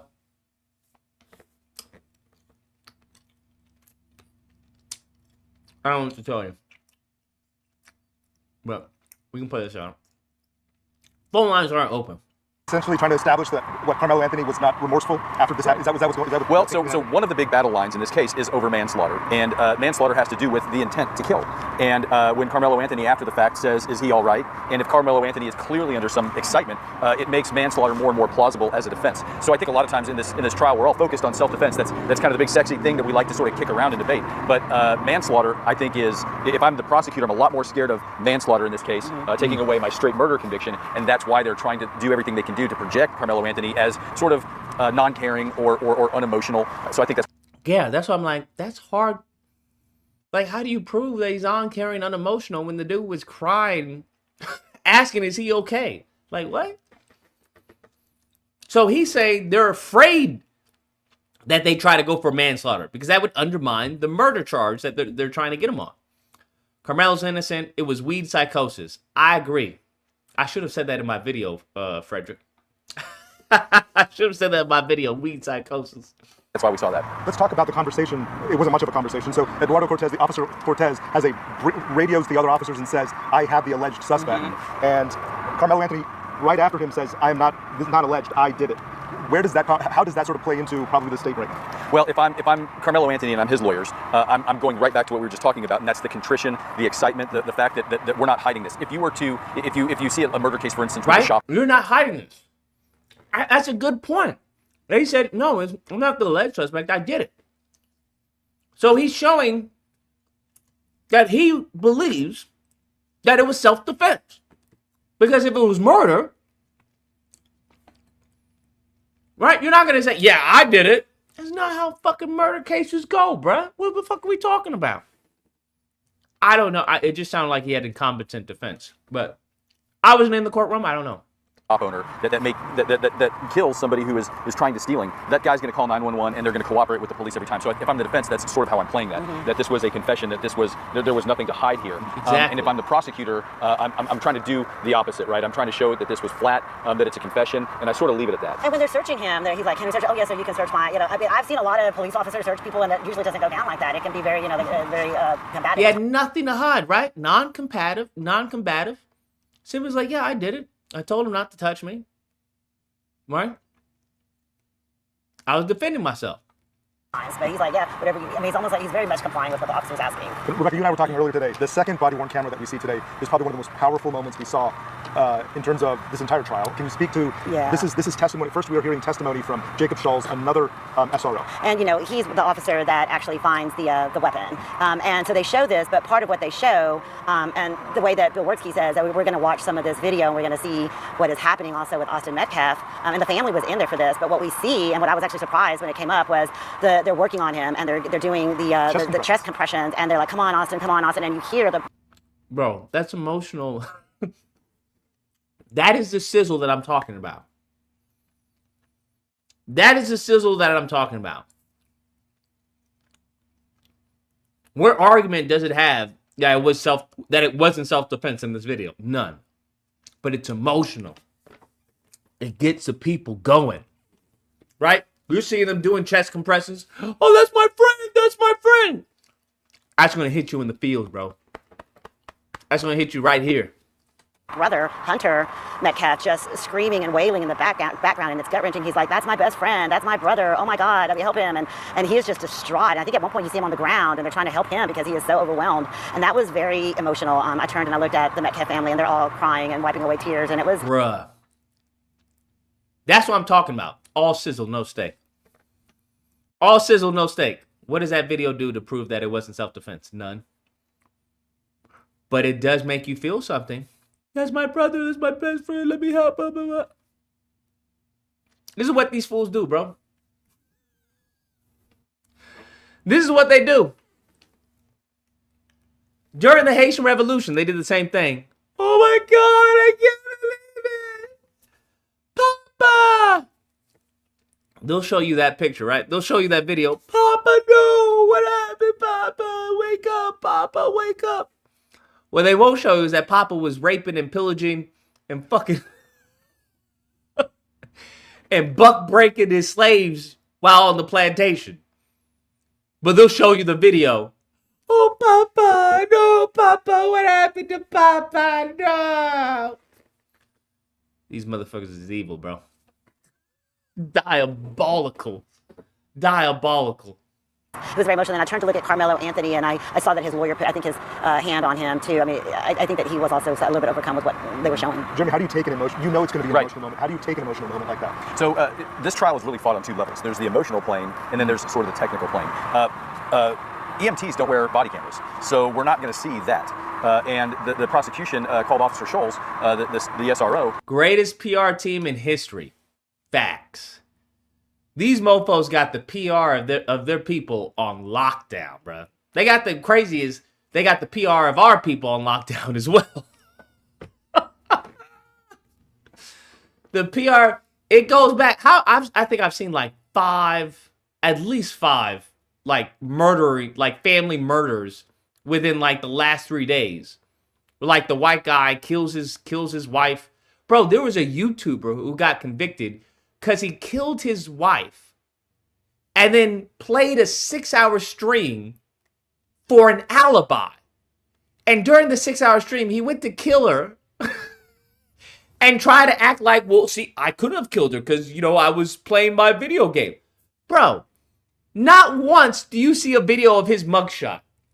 It's always him going, it's like his LinkedIn photo.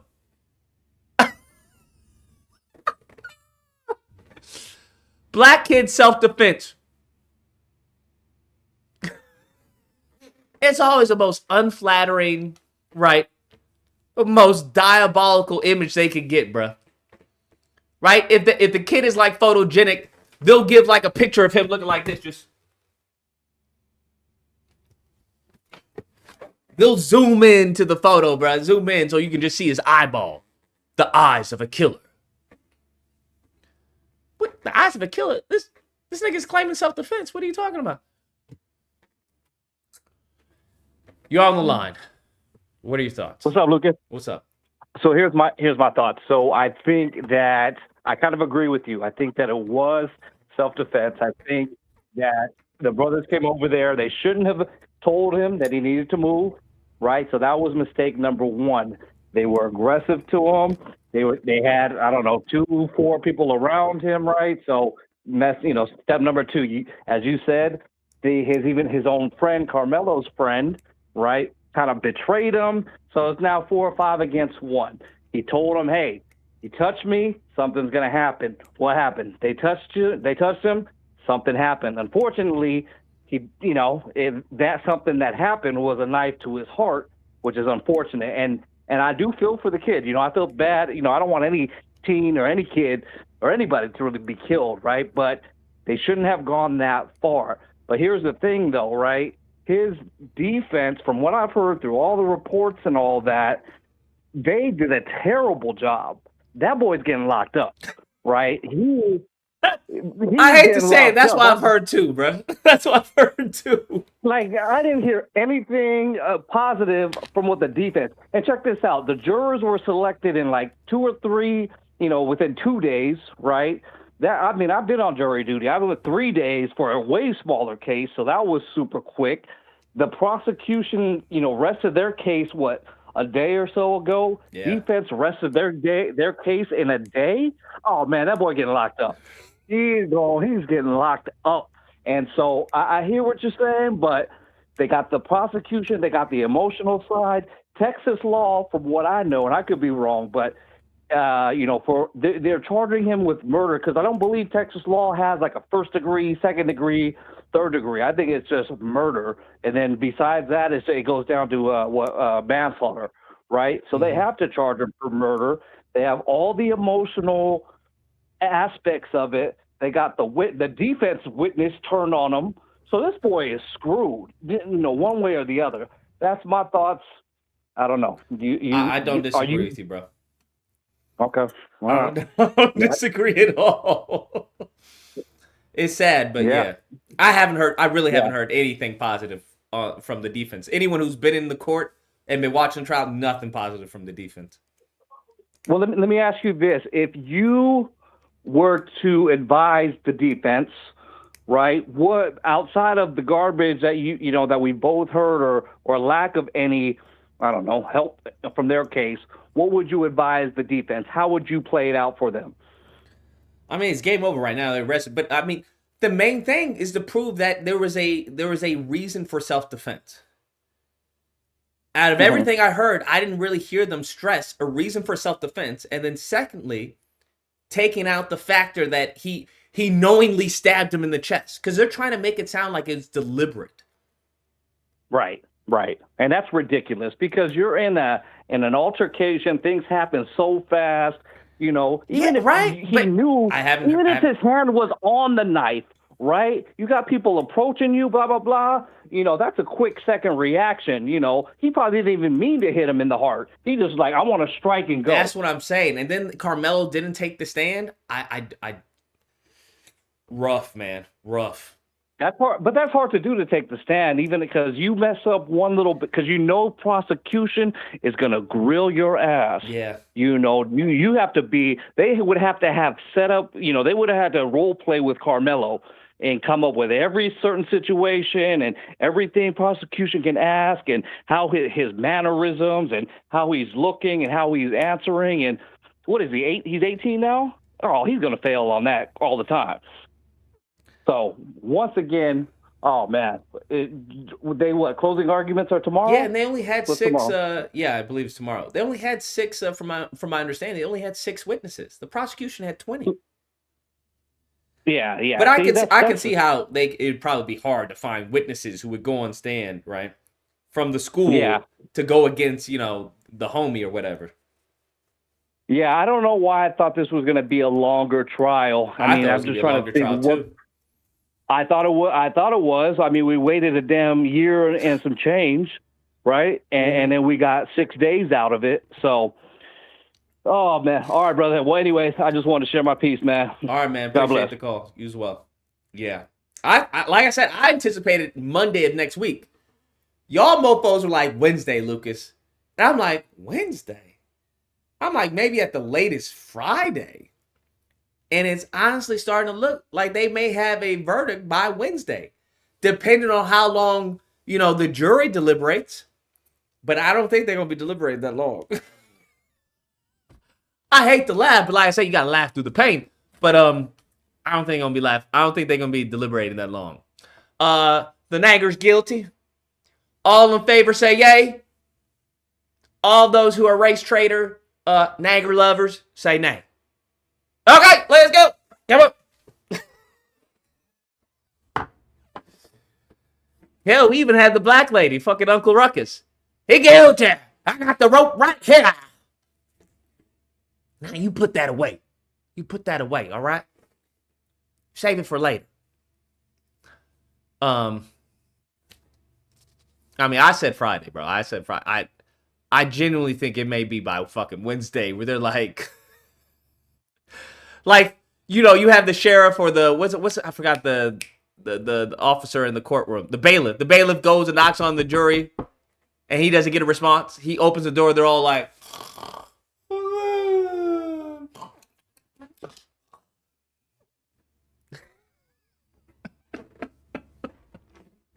hey. Do you guys have you guys come to a verdict? Yeah. Bro, but who knows? I could be wrong. There is a 1 in a millionth chance that it's a hung jury, or they go, hey, not guilty. 1 in a millionth. 1 in a millionth chance. They called him to testify. He ultimately found the knife in a folded up position, and they published the video essentially saying, well, this video is about this, but there's also sort of this scene here with the Metcalfs. But make no mistake about it, this video was there for the emotional impact, which was stunning because we were sitting right very, very near to the Metcalfs, and as you would expect, it was very emotional for them to watch it. And so you when you're defending a case like this, you really got to win on. Bro, if he walks, I'm gonna get a bunch of. I'm gonna waste like $1,000 on lottery tickets if he walks, bro. I'm just gonna spend $1,000 on lottery tickets, or maybe scratch offs. And just see if I can win something. I'm gonna get like 500 scratch off, 500 lotto tickets if he walks, bro.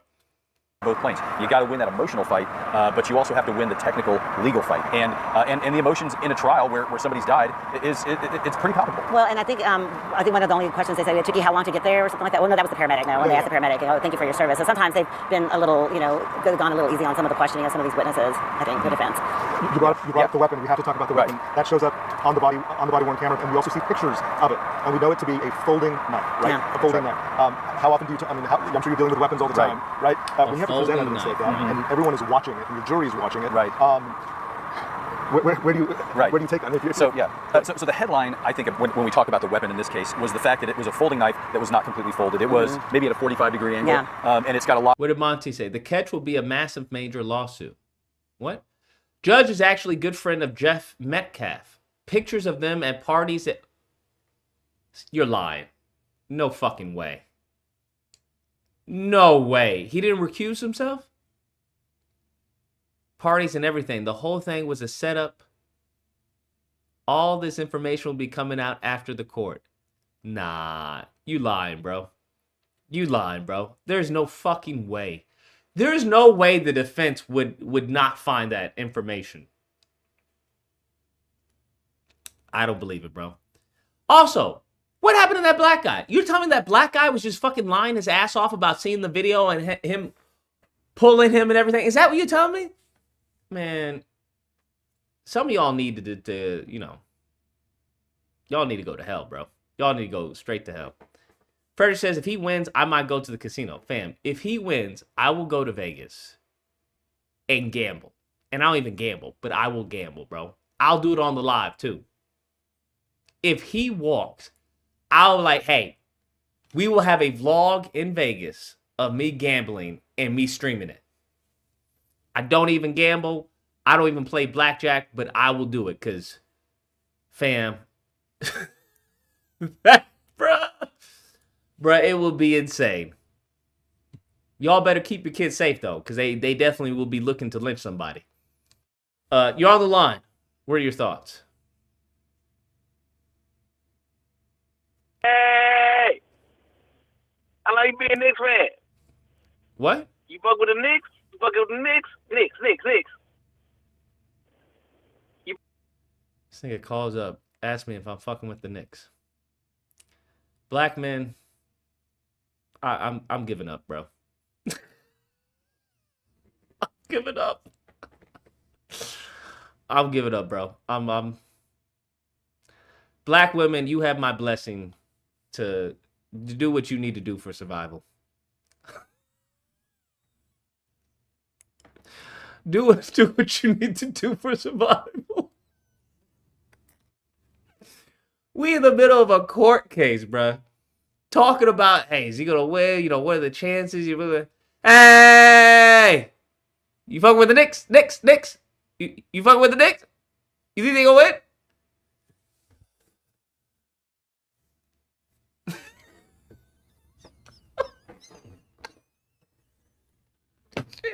It's just not even funny, bro.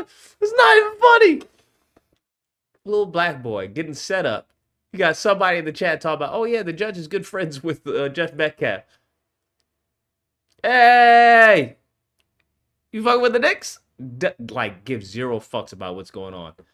Honestly, I envy him. I'm not even gonna lie. No, I envy him. Genuinely, I envy him. Because what is me knowing about this trial gonna do for me? He's just gonna give me nightmares. If I have a child, he's just gonna give, me nightmares about my child. So, I mean, I envy him. I would rather know about what's going on with the Knicks and what are their chances for the playoffs. Genuinely. So, maybe he's on to something. You're on the line. What are your thoughts? Well, my thoughts are this: there's really nothing to disagree on. But it is some. This shit needs to be said because people got soft ass brains or something, and they don't fuck with smooth brains. That's the word I'm looking for. They got smooth ass brains, and they don't act like this shit ain't just been happening. You're right. He cooked. There's no way in Texas, America, that a little black boy is about to defend himself and go to court with it. Come on, bro. This shit been the same the whole time. I don't know why anybody's surprised. I'm the same person that called you the other week. Was it you who said that was talking about Rick Chow? That I said what? Was it you who was talking about Rick Chow? Yeah, and I said that just. You know what? You are absolutely right, legal. bro. You were absolutely fucking right.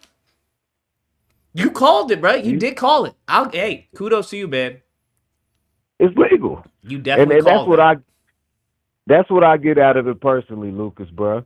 Because you know what I mean. If he defends himself, and that little boy, the other one that the child killed, he didn't even steal nothing. The video of him putting the water back and trying to leave, and like, yo, I don't have anything, And this it's another kid.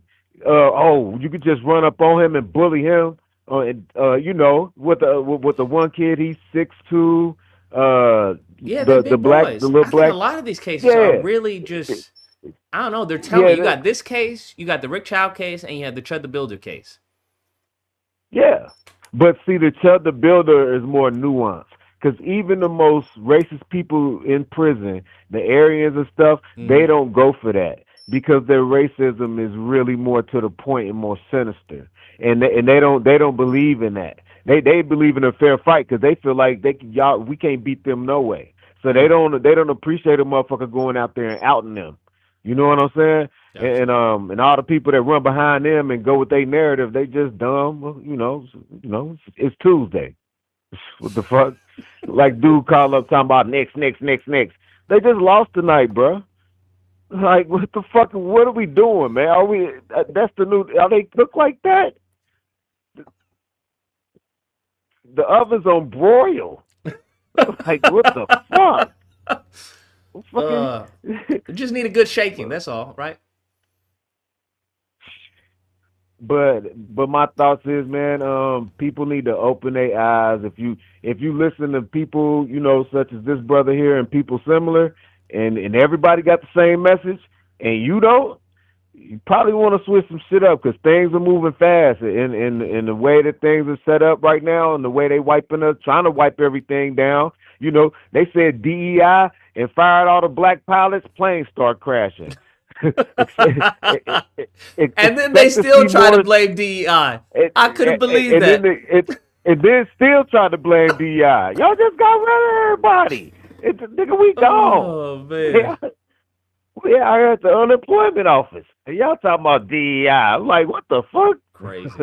I'm like, man, I was upset, but I knew what was to come, beforehand, before all the people put their votes in or whatever. I already knew what was gonna happen. When I went to go vote and I seen they was rolling like old ladies out the nursing home with the oxygen tanks and shit, I was like, boy, I was disappointed. You feel me? I said, that vote didn't mean shit. They went to the they went and cleared out the nursing homes, my nigga. I swear to God. Man, I'm talking about you can't. You know how you be somewhere, you might see somebody cool and make them, hey, how you doing or something. Oh, ain't none of that shit going on. The fuck you talking about? They done went and wheeled Granny up here. She don't even know what the fuck going on. They just finna tell her which side to hit the check mark on. And that's it. It's up. Damn. When I saw that, as soon as I left, ain't no lie, I went and told my people, I was like, it's like, yeah, you went and voted, where your stick at? I was like, shit, I don't even want to let nobody know I voted. I know what the fuck going on. I just seen it in person. They gonna crawl out the dead before they put a black woman in the office. You crazy as shit. Damn. Goodness gracious. All right. But I appreciate the time, my brother, man. Keep doing what you're doing, man. Somebody gonna hear the message, man. Each one teach one. There we go. Appreciate it, man. You take care and stay safe. All right. Because he was right, bro. He was damn right about that Rick Chow case. And I was on his head. I was like, what are you talking about? What are you talking about? Self-defense. Like, what? Then I go and listen to the case and how they argued it. I was like, nigga, what? What I'm going to start doing, I'm just not going to make a video on those cases. How about that? Because God dog, bro, I have never gotten so much pushback. Y'all mofos were calling me every fucking name in the book. You should blame that fool. He's the one that said it. He spoke it into existence. These mofos were calling me every fucking name in the book, bruh. I'm not even going to do videos on them anymore. I'm just going to keep quiet. Mofos were unsubscribing at record numbers. I'm like, what the I'm getting notifications from YouTube. Hey, nigga, what did you do? What the fuck? What'd you say, YouTube? Nigga, what did you do? What did you say? Bruh, it was crazy. It was crazy. Absolutely insane. Absolutely insane. It was wild, man. It was absolutely wild. Yeah, I'm not gonna put out videos like that, bro. I'm just gonna keep quiet. I'm just gonna keep my opinion to myself if I know it's gonna upset, the community. I'm gonna be on code. I'm gonna stay on code. I realized this after this case. Well, that's not true. I realized it a while back. But all this integrity. The only way you can show integrity or have integrity is if you live in a society that respects integrity. These demons don't respect integrity. They don't give a fuck. Okay? So, when in Rome, do as the Romans do. So, that was my bad. I take that out. Because I was getting upset. I was like, this is why they did it. It's not the point, Lucas. That's not the point. You don't give them anything. You give them nothing. Like in 300. Take from them everything. I'm here arguing. Well, this is the reason why, that he claimed self-defense because, he said that the gun was at the head. Take from them everything. Give them nothing. Sorry, my head. I forgot who I was dealing with. I'm sorry. I apologize. Every once in a while, you have to remind yourself, nigga, you are dealing with the devil, with demons. Take from them everything. Give them nothing. Don't give them niggas nothing. Even if you know they right, bite your fucking tongue off. Because they will kill as many of their own in order to hurt you. In order to cut a hair from your head, bruh, to pluck a hair follicle from your head, they will slaughter 500 of their own. That's what you have to understand. In order to get one officer to brutalize you, they will sacrifice hundreds of their own. That's what you're dealing with. I have to keep reminding myself. Got you. South Africa is for South Africans. Nigeria is for Nigerians. Don't you get old? I prioritize your call. I don't get any credit. You still gonna say fuck you, Lucas? No. Thank you, Lucas. Okay, Let me be right. grateful Thank for you. it. All So thank you for making me wait 5 minutes this time instead of, the usual 10 to 15. Thank you, Lucas. I only lost, it's for me, it's this call is like equivalent to $1 a minute. But hey, thank you for $1 a making me minute? wait Get the 5 fuck minutes. out of here. Lucas, it's an international call. It's an international call. I'm not using Skype, motherfucker, or Teams or whatever. I'm actually using a proper old-fashioned cell phone network. All right, So bet. it's an international call. Well, blame Skype. It's not my fault. Is there anywhere? Is there another place I can use so it won't charge you minutes? No. Would Zoom work? It's not you. No. The problem is not you. The problem is our service providers. They're very protected. They're very bougie with it, and they make sure that there's no alternative besides using them. And they charge us an arm and a leg, bro. Gotcha. Right. So it is what it is. Yeah. There's nothing we can do because I think the Skype or Teams works, but it's just I don't have the functionality. I need to buy up the Teams. Well, there is no more Skype. Yeah, phone Skype. calling. Teams bought out Skype. Yeah, I'm in Teams. Sorry, I'm in Teams. As in, I need to buy up. I need to upgrade my Microsoft Teams to basically make calls. Then I'll be able to do it. Nash says, "What's up?" Like I don't know, bro.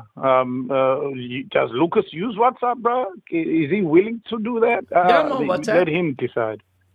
Yeah, then use WhatsApp calls. I don't have a number then on people WhatsApp. will call you easy.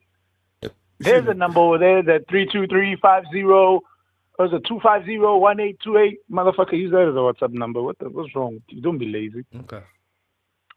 Anyways, what I want to say is, I said, yeah, are the bruh, service we providers screwed. owned by Nigerians?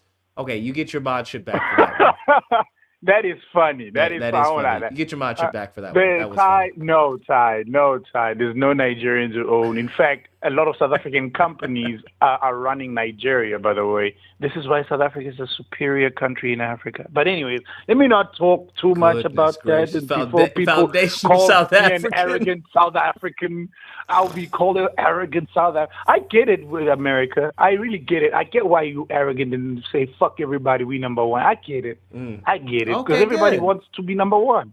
Yeah, There that's we why I go. don't hate you for it. I'm just saying your American arrogance is the problem. That's all. I think just that say it's American a arrogance problem. is starting to fade, bro.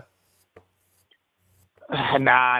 America, just like my guy, Especially it's with like this the British. The war, with everyone else Nah, like, we not really so fucking with Lucas, you all. this is not a war. It's a money-making scheme. That's another thing people don't realize. This is a money-making scheme, not a war. Oh, really? Trump is making his backers billion.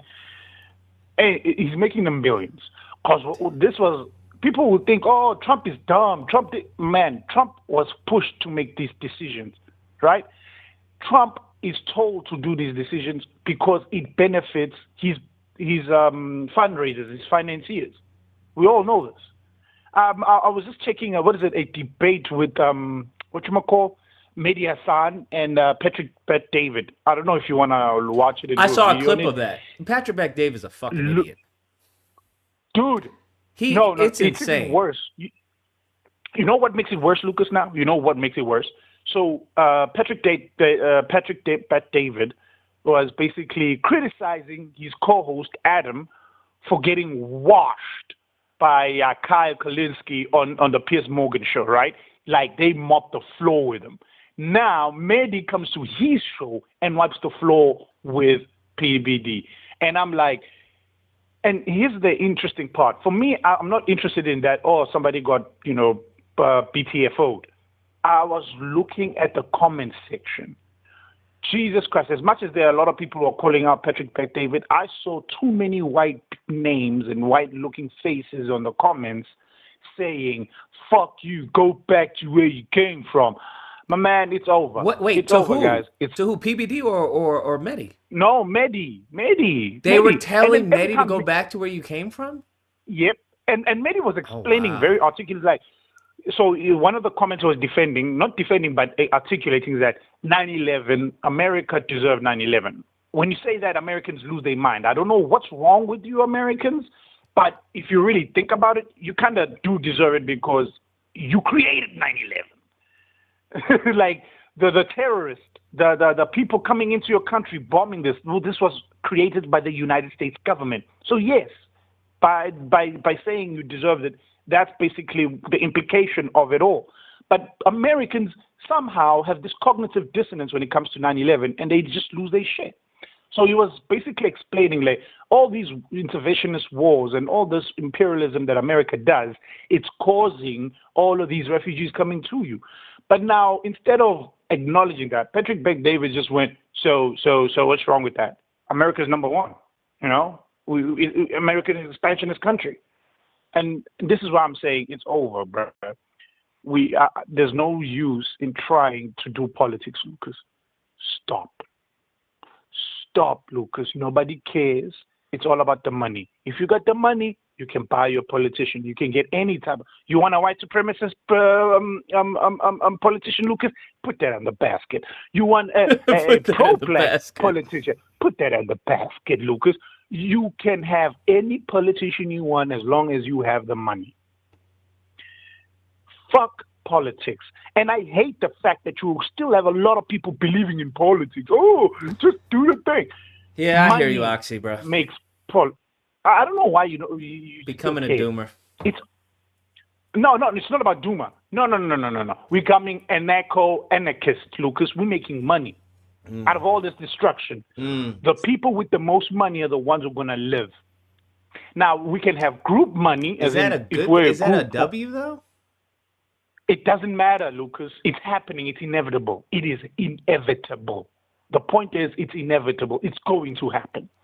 This is why you're seeing a lot of billionaires pushing now for corporatism for corporates to take over countries, or for corporates to be their own sovereign states. It's over, bro. It really is. And then the funny thing is, because a lot of people don't dive deep into corporate world strategies or try to understand the corporate, like Apple's world agenda or Apple's vision for the next 10 years. Because people don't actually read those prospectus documents or sit in those board meetings to really listen. These corporations are gunning for your souls. They want to literally own us. They want to own you again. Because remember, back in the day, they owned us. Black people got owned by corporations. Mm-hmm. They're coming full circle now. They're coming back. They're like, remember, motherfuckers? You banned slavery? We back, bitches. We are back. We are back. And they're going to own you. Because if you look at this thing of corporate culture, they always say, you need to have a culture in your organization. We love the culture. Yeah. My man, that is called indoctrination. It still is. Is it? It's an indoctrination. Oh. Yeah, it still is. It still is, Lucas. No. It's it's so common now that it's now literally sit into the zeitgeist of corporate culture. If you don't have an identity or a culture, people already say, I don't want to work for that company. People are asking for their own indoctrination into being slaves.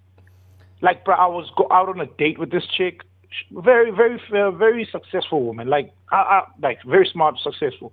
The problem I have with her is she's a slave. I was saying to her, girl, you really love your job. She's like, yeah, I love this, I love that. Ooh, I get to travel here. Ooh, it's such a great job. And I'm like, okay, don't you want to own your own shit, or don't you want to just do your own thing? And the girl was like, why? I'm already, living a life. That doesn't make her a slave. There are a lot of successful and very wealthy No, employees. she's slave to her possessions, Lucas. She's slave to her position. whatever the exec or whatever the CEO or the shareholders want, you must do, or else you lose your privileges. But she does it really well and gets compensated for it. So what's the issue? At what cost, though? Because the things that she's doing, I don't know, bro. I looked at her differently after that. I was like, oh, you probably one of those corporate hoes, aren't you? Because now I'm looking at her differently. Gracious. Lucas, Oxy upset. A woman's happy with her job. Bitch, don't you want more? Lucas, the point That's I'm making crazy. is, and you know this. Hold up. You know this, Lucas. Women who are all about corporate climbing and are usually single, they're getting their dick from that CEO or from that exec. You know this. But I thought she wasn't. I thought she wasn't about corporate climbing. I thought you said she was happy in the position she was. She is. No. She says she likes her job. That's why she likes climbing it, right? She just enjoys it because of the privileges it affords her. Gotcha. So I'm thinking, okay. So that means she's a hoe. If she can think. No, I never said that. I said, you're making me look at you funny. Like, you're so obsessed with your job. I'm sorry, does your job make you come? Huh? It don't make no sense. Is she happy with her job? What's wrong with her being happy with her job? Nah. She's climbing on the Oxy's CEO. on that Scarface that? shit. Yeah, Ty is right. She's climbing on the CEO. She's not climbing. No. Hold up, Lucas. You just said she was very intelligent. No, she is, but that's what I'm saying is that she's smart enough to know I fuck up, not down. Oh, wow. There's no winning. Damn, there's no winning. There's no winning. It's not about there's no winning. That sounds like there's no winning, Doxy. No, there is. Listen. For example, if you, for argument's sake, for this conversation, if you as a woman saying, I go to work because I have to, because I want to feed my family. But if I can find a way to not work and actually do my thing on my side or have my own little business, I actually have respect for a woman like that. A woman who would rather do her own thing rather than being having a leash to her neck, dog walked by by Exco. I don't want that, because I've seen those type of women. They become psychopathic because in the corporate world, what's wrong with the stable job? I don't understand. It's not. No, you're missing the point. I'm saying, for me, look, if you have your job and you don't have, let's say, huge aspirations of, I want to be the best of the best, I want to be the top of the mountain, I want to be the owner, the CEO of this company, you don't realize that it's already established company with its own deep-rooted politics. So the people who own that company and the shareholders of that company, they're going to make you do things. And if you've been in corporate long enough, you don't become an executive or become a member of Exco without doing a few things. Now, for women, it's worse, I would argue, than men. Because for women, they need to give their pussy up and deliver profits. Imagine. Deliver profits and you give the CEO You think that's how it is, really? No, not I think. I've seen this, Lucas. I know this for a fact. So the only way for women to get higher up in the ladder is to sleep? No, I didn't say that. It's the only way. I didn't say that. Why are you twisting my words? That's what it sounded like you were saying. The only way they make it here is because they sleep. Okay, let me rephrase it. Sorry, let me rephrase you, Charlie Kirk, because you're putting a Charlie Kirk right now. Oh my God. Anyways, that's practically what you said. No, Charlie Kirk. Black people are people too. Okay, just because black people have rights doesn't mean white people are losing rights. Okay. Damn, Charlie Kirk. But anyways. So what are you saying then? No, let me rephrase it. Okay. What I'm rephrasing is this, right? I'm not saying that's the only way. I'm saying you have to go above and beyond to become Exco. And I know this for a fact because this is how corporate is. And nobody's going to tell me, that's not true.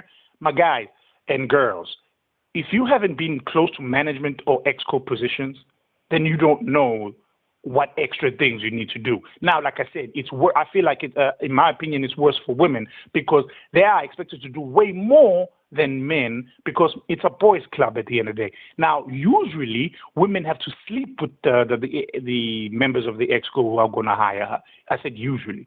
Now, in order for her to overcompensate for that, she either needs to provide a friend who's going to fuck them, or she needs to make a lot of money to justify not getting fucked.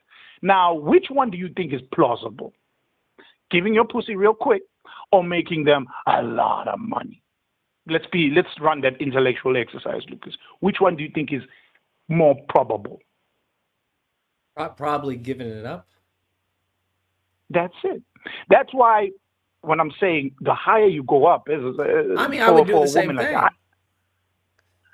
So you understand then. So why are you playing fucking? And there was a female. What was it? Was that? A female executive. Yeah, from Apple. Was it Apple or Washington Post? Yeah. Where guys. But was the story actually false? The story was false, right? I think they said it's false. It's made up. Yeah. But I would love a boss like that too.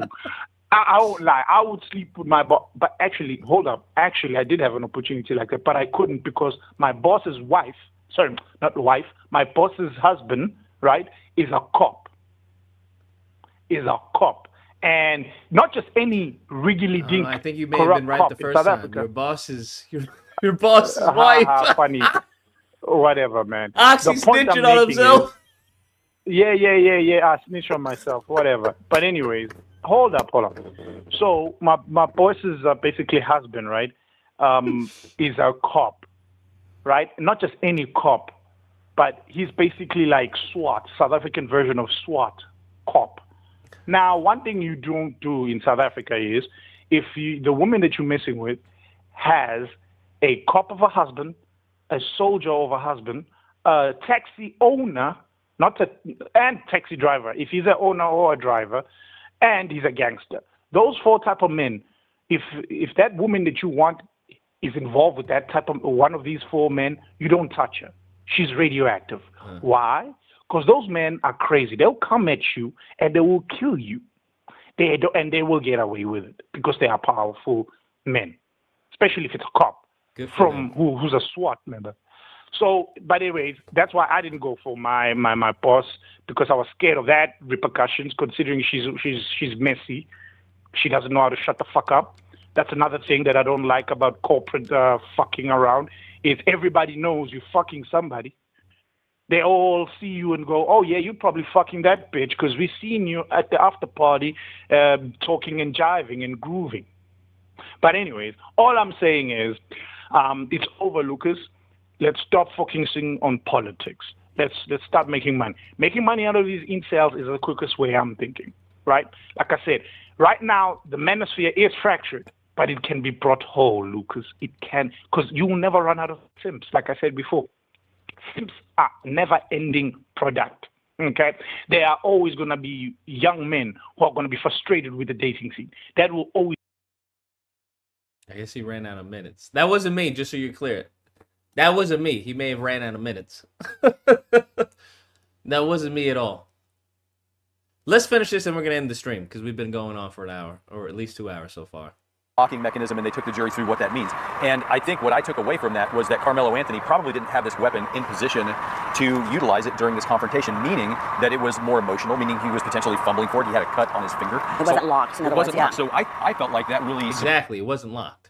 Supported maybe self-defense, maybe manslaughter, a little more than not. And then kind of talking about the handling of it, which now I don't know if the defense actually pressed on that, right? I don't know if the defense actually focused on that. That he cut himself opening it. Bro, if you want to talk about premeditated or he was ready to do it, you're not cutting yourself on a knife, right? Because you're going to make sure your hand is not on the fucking side of the blade. You're going to make sure, okay, let's, right? Right? But the fact that he cut himself with it... We talked about, Jobin, a little bit. And this is just sort of more of the theatrics at trial. Bill Werski, who is an outstanding trial lawyer, is wearing these gloves that are very surgical and very delicate, and he's picking up these exhibits. Now, why he can't touch it with his bare hand, I don't know. My guess is we've already dusted it by now. Mm-hmm. So I don't know why he's doing that, but the jury definitely picks up on small things like that. And then when he presents it to the defense to see if they're okay with admitting it, the defense, when you do that to it, the jury sort of picks up on that type of a thing. And you can't let the jury sort of, if you're defending a case, you can't let the jury, in my mind, sort of get that real technical, real surgical. But that was a nice. I thought that was a nice play by the state. And one of the things that everybody keeps asking about this is why did he have a knife at a track meet? But when you hear that it was a utility type knife like a Leatherman, well, a lot of people carry those now. It is prohibited, and that's one of the things the defense said. It's prohibited at a school, but it is very much legal that you can carry a knife like this, a Leatherman. I mean, a lot of people carry those for different things. And then they had the paramedics say, "Oh, what do you use that for?" He goes, "Oh, a tool to take off the seatbelt." And so I think that what the defense is going to try to do here is say it's a tool of some sort that he's using. You know, why did he have it? Maybe he was using it for something. I think that's going to come up in the defense. Bill Werski takes the real knife, puts it back in the evidence bag, and then brings out a replica of that exact same knife, and then has him show it to the jury in terms of how it's maybe spring-loaded. I don't know if it is, but it's a folding knife. What's the purpose of bringing a replica of that same knife? Well, probably again because I do believe that the original knife still has blood, still has some other evidence, and maybe you're trying to preserve that for appeal. But again, I think what you're trying to do is you're trying to show the jury, look how sterile we are with the evidence in this case. Look how meticulous we are. Look how we do all these things. And I think you're exactly right, Rebecca. Kind of going back to the point that you were making, I definitely think they're foreshadowing. If and when Karmelo Anthony takes the witness stand, we're going to hear probably something. And he didn't take the witness stand. That's just, I don't know, that seems crazy to me. We haven't heard before about why he had that knife, because that is a question that gets asked repeatedly, and everybody is wondering is what are we doing with a knife at this track meet? Right. And we can put this to bed. There was so much talk about this weapon being a cleaning tool of some kind. It clearly was not that. No. It was a utility knife, a utility folding. Right. And it's about I think they measured it 3.5 inches long. So yeah, and the defense pointed out this thing is perfectly legal. It's just 3.5 inches long, legal. Within these bounds. And he asked enough of the younger witnesses that question. Do you know? I find it hilarious because the same people are talking about, well, what's an anti-gun zone? You notice all the shootings take place in anti-gun zones, and it's like, so let me get this. It gets tiresome dealing with the hypocrisy of these people, bro. That's why I find it interesting. It gets tiresome dealing with the hypocrisy of these people.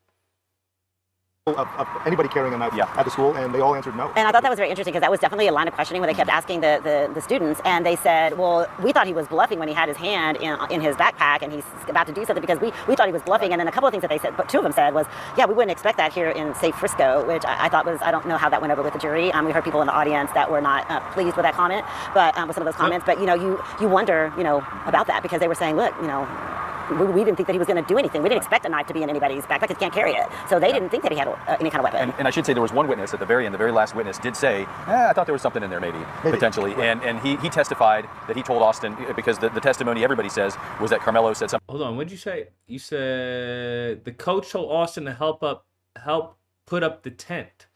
He wasn't in charge to run the tent, nor did the coach tell Austin to put his hands on someone either. I agree. But good luck, telling, the ignorance out there.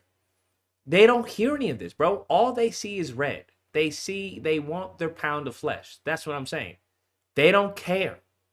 And you know how, deceitful the, Fox News and all these right-wing news stations are. You know how Twitter has been overrun with just heavy, hard right to Nazi, type of accounts. So can you imagine the type of backlash that would occur if Karmelo gets off, if he walks? Bro, these people will fucking lose it. And you see how they're already screaming anti-white racism. They're already screaming that. I'm telling you, all these people need are a little push. If he walks, I would argue this is accelerationism. That's what I would argue. That would be my bet. My bet would be like, this is a Fed setup. That's what this is. This is a federal operation. This is a psyop. If he walks. You're on the line. What are your thoughts? Hello? Hello. That would be my bet. Yeah, I'm here to debate Lucas. You're on the line. What do you want to debate about? Oh, cool. Hey, Lucas. What's up? Hey, good to talk to you. Watching you right now.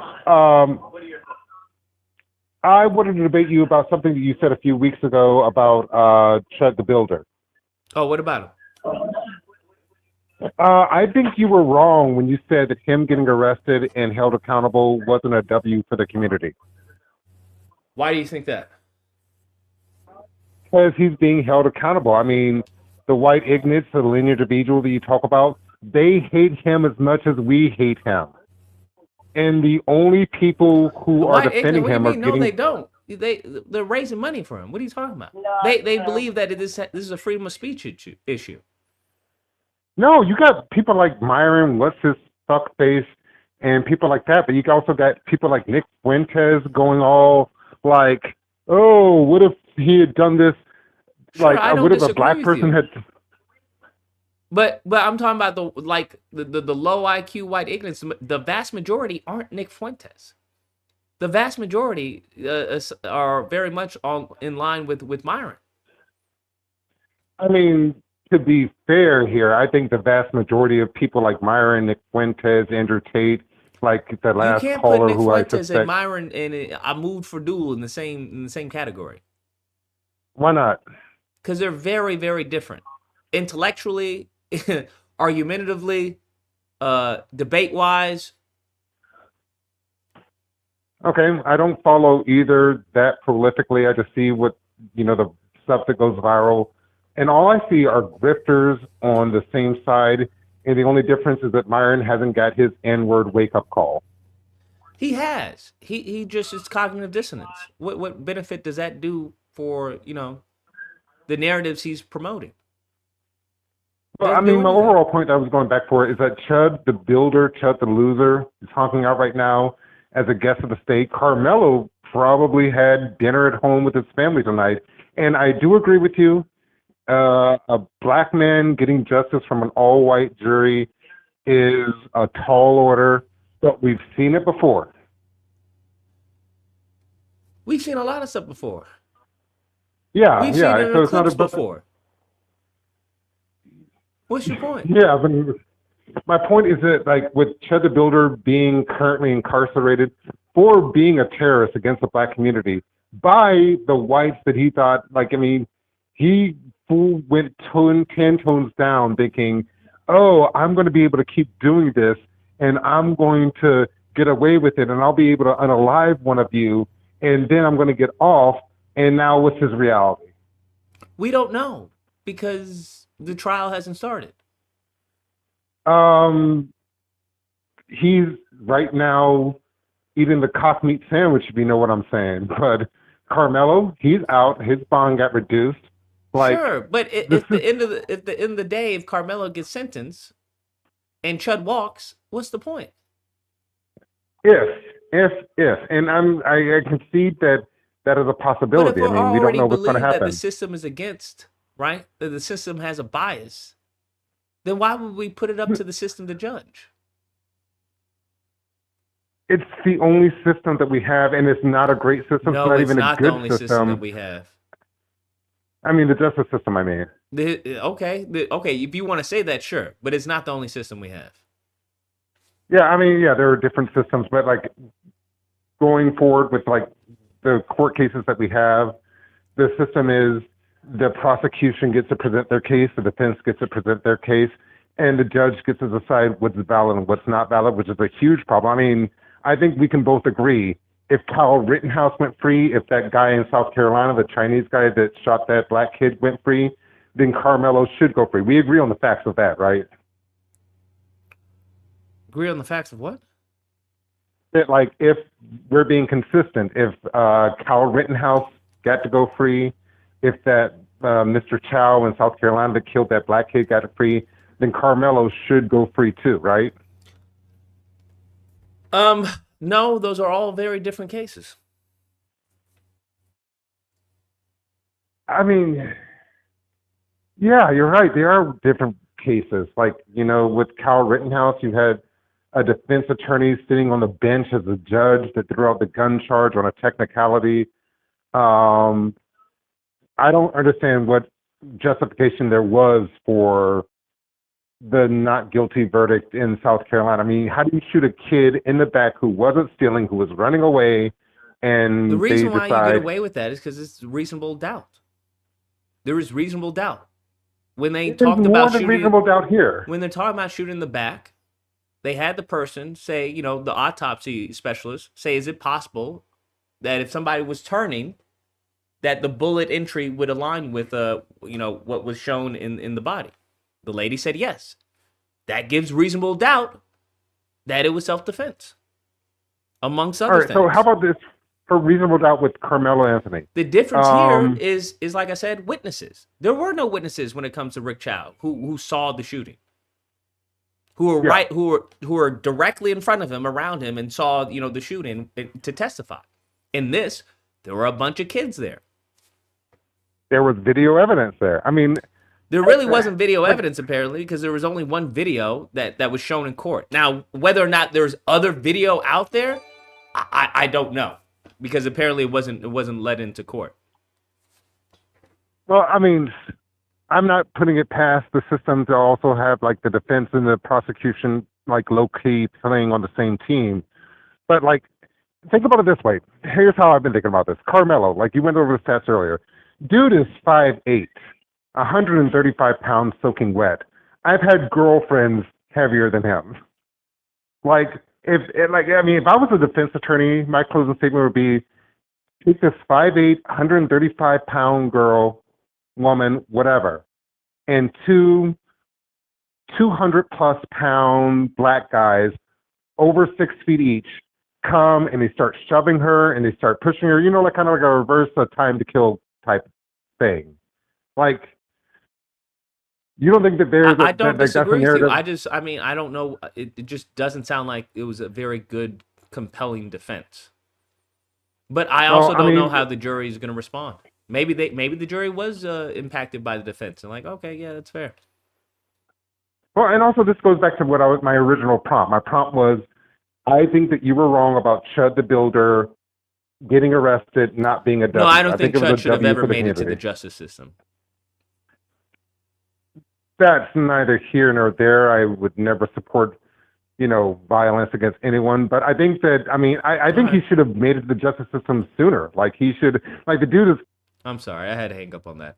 I do support violence in certain cases. In self-defense, that is one case I support violence. I think it's this, well, no, he should have been arrested sooner. Let me get this straight. In the racist country that you believe you're under a racist system, you believe the system should have punished the racists sooner? No, I'm sorry. I can't walk with people like that. Moving forward, I just can't. I'm sorry. There was maybe one point in time I'd be like, no, you're right. After seeing what these people are about, if you're not about that same energy, you're going to die or be enslaved. That's their motto. You're going to die or be enslaved. That's their motto. So if you want to hold hands and pray to fucking, the system, dear white supremacy system, please arrest a person calling black people N-words. Please do that. No. I think black people should have handled that a long time ago. Now, however you want to interpret that, that's up to you. But should he have made it to the court system? No. He should have never gotten a chance to fire off 7 shots. Do you understand? He fired off 7 shots. It was only through the grace of God that black dude didn't get killed. The fact important, when we get to the point where some racist terrorist is firing off 7 shots, nah, bro. Sorry. We've lost the plot. That's all I'm saying. That's just me. Like I said, I got a wife working on a kid. You can call me anything you want. I'm not going to attack you. As long as you don't try to hurt me or any of my kind with me, we're cool. As long as I don't feel like my life is in danger, call me anything you want. A few years ago, yeah, bro, you would have gotten set up. You're not going to call me an N-word, hooping and hollering. That's not going to happen. Everybody has their limits. Okay? It just is what it is. But like I said, that's just me. That's just me. I've seen people lose their lives over less. I've seen fights break out over less. Much less some fat fucking piece of shit racists going around calling people chimps and calling them N-words. Yeah. I don't know what to tell you. Yeah, like I said, when the fucking Arab was calling me the N-word, shit almost went down. Now I'm gonna lie. Shit almost went down. It was only through the grace of God. I'm not gonna have you call me an N-word, bro. Listen. I'm gonna warn you first time. You keep on doing it. I don't know what to tell you, bro. You're not going to just disrespect me like that in my face. That's not going to happen. Now, you may get away with it right now, but I'll follow you. I'll take your license plate, right? I'll put cameras up, make sure no one knows, and I'll track you. I'll get to know what you do, what you like, what you don't like. We can go a whole PI with it. And I'll find out. I'll trace the cameras, where the cameras are. I'm not going to say all that. I'm going to incriminate myself and say, in case something happens. Well, Mr. Lucas, we have here on a live stream that you recorded on, let me check the record, June 8th, that you were very meticulous about how you would plan an illegal attack on someone's life. I don't recall. I don't recall that at all. Can we play evidence number 206? I'm speaking, everything I'm talking about is stuff that I've seen in movies. I don't know what I'm talking about, just so we're clear. I have no idea what I'm talking about. It's stuff that I've seen in movies and things that I've seen in video games. I like, Hitman, so I know Hitman does a lot of planning. That's where I got the planning from. I like Mission Impossible. I know they do a lot of planning. That's a lot of planning. Oh, I just played 007, so that definitely, I'm probably getting, I'm talking, just from 007. So, I mean, just so we're clear. Let's finish this up. Something effective, touch me and find out. And that I do love Call of Duty, right? I do love Call of Duty. So, I'm just talking out of my ass based off of, games that I've played. I would never do this in real life. I would even know how to do it. Like, what? Cameras? Where do you even find a camera? Like, I don't know. I'm practically fucking retarded. So, I don't even have the mental capacity to even think of shit like that. I'm like 86 IQ. I can't do it even if I wanted to. You could write it down for me one by one, and I'd be like, what are these letters? You would have to give it to me in pictures. He said out loud, don't touch him.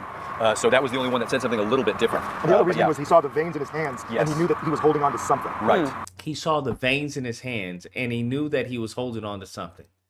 Get the fuck out of here. That was an interesting observation. Yeah, but yeah. yes. Let's talk about the confrontation. It starts as a verbal altercation between Karmelo Anthony and Austin Metcalf. Just so we're clear, if someone were to do that, right, follow somebody for like weeks on end and see their habits and patterns, that would be premeditated. So keep that in mind. So if you're premeditated and you get caught, you're going away for a while, bro. You're going away for a while. So if hypothetically, that were to happen, you would want to make sure that you don't get caught. Let's go on.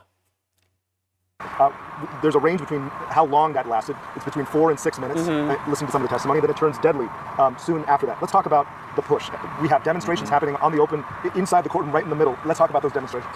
Yeah, I mean, I think that one of the more, I'm not sure that the prosecution expected this, because they did have one of the witnesses said it wasn't just a push. It was, he lifted him up in like a linebacker drill type, like when you see it. A linebacker drill type, bro.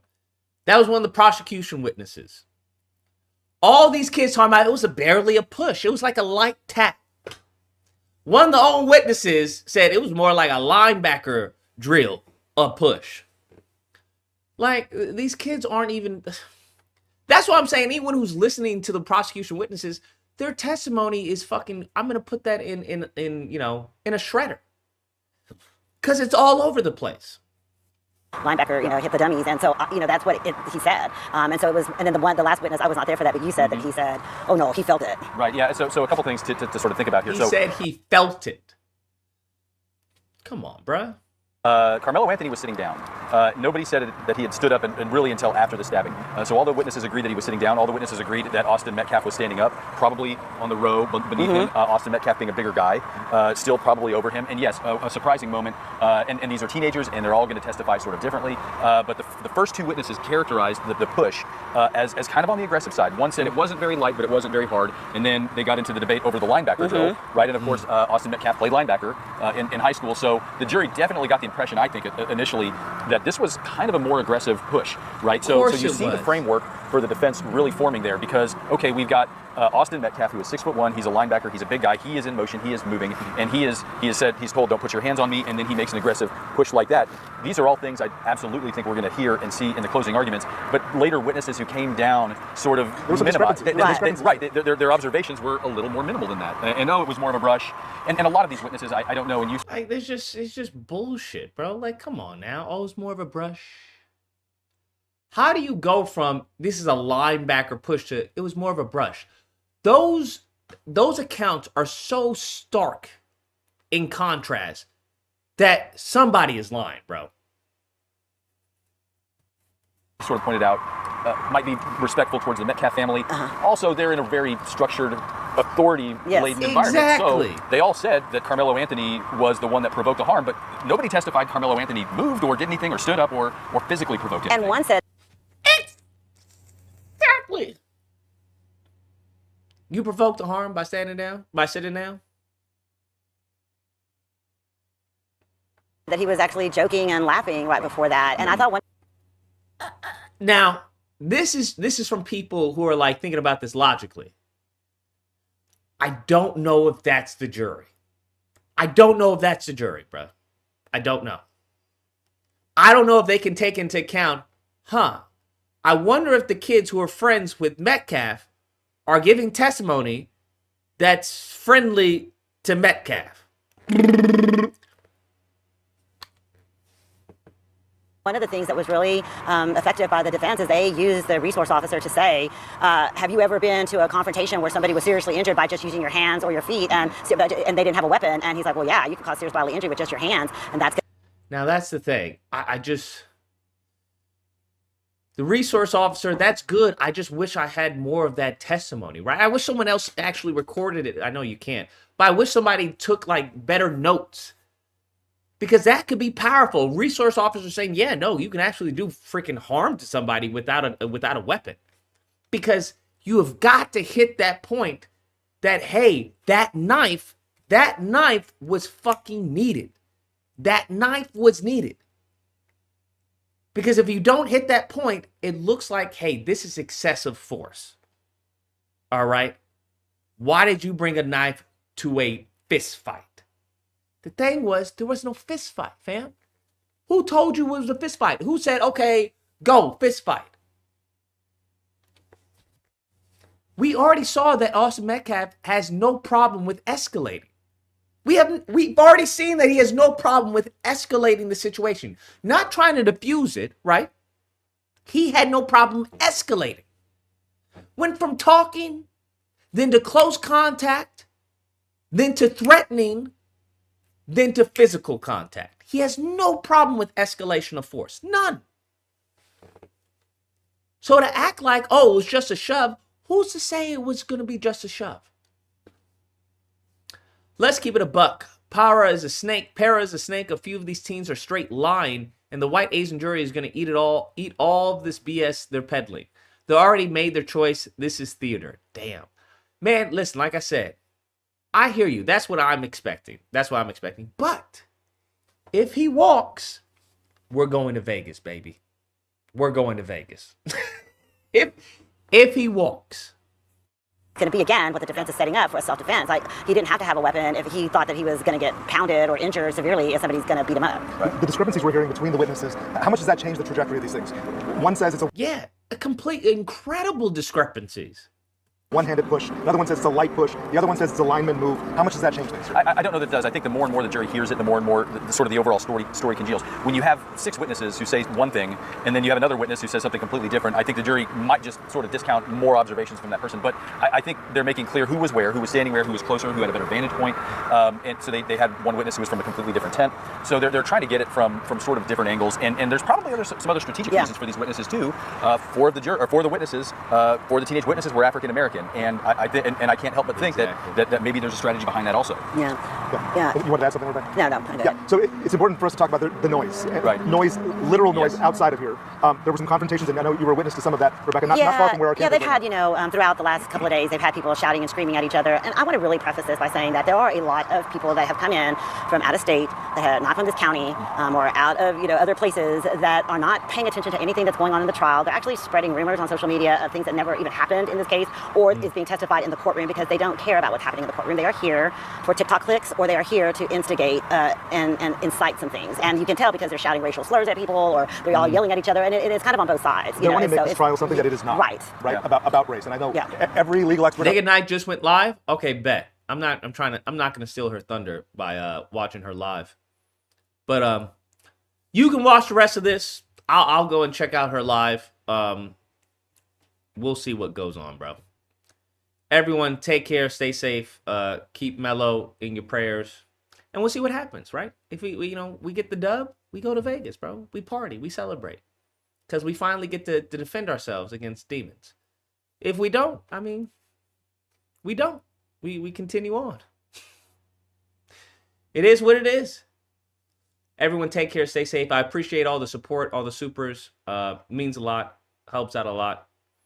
I will check y'all out mañana.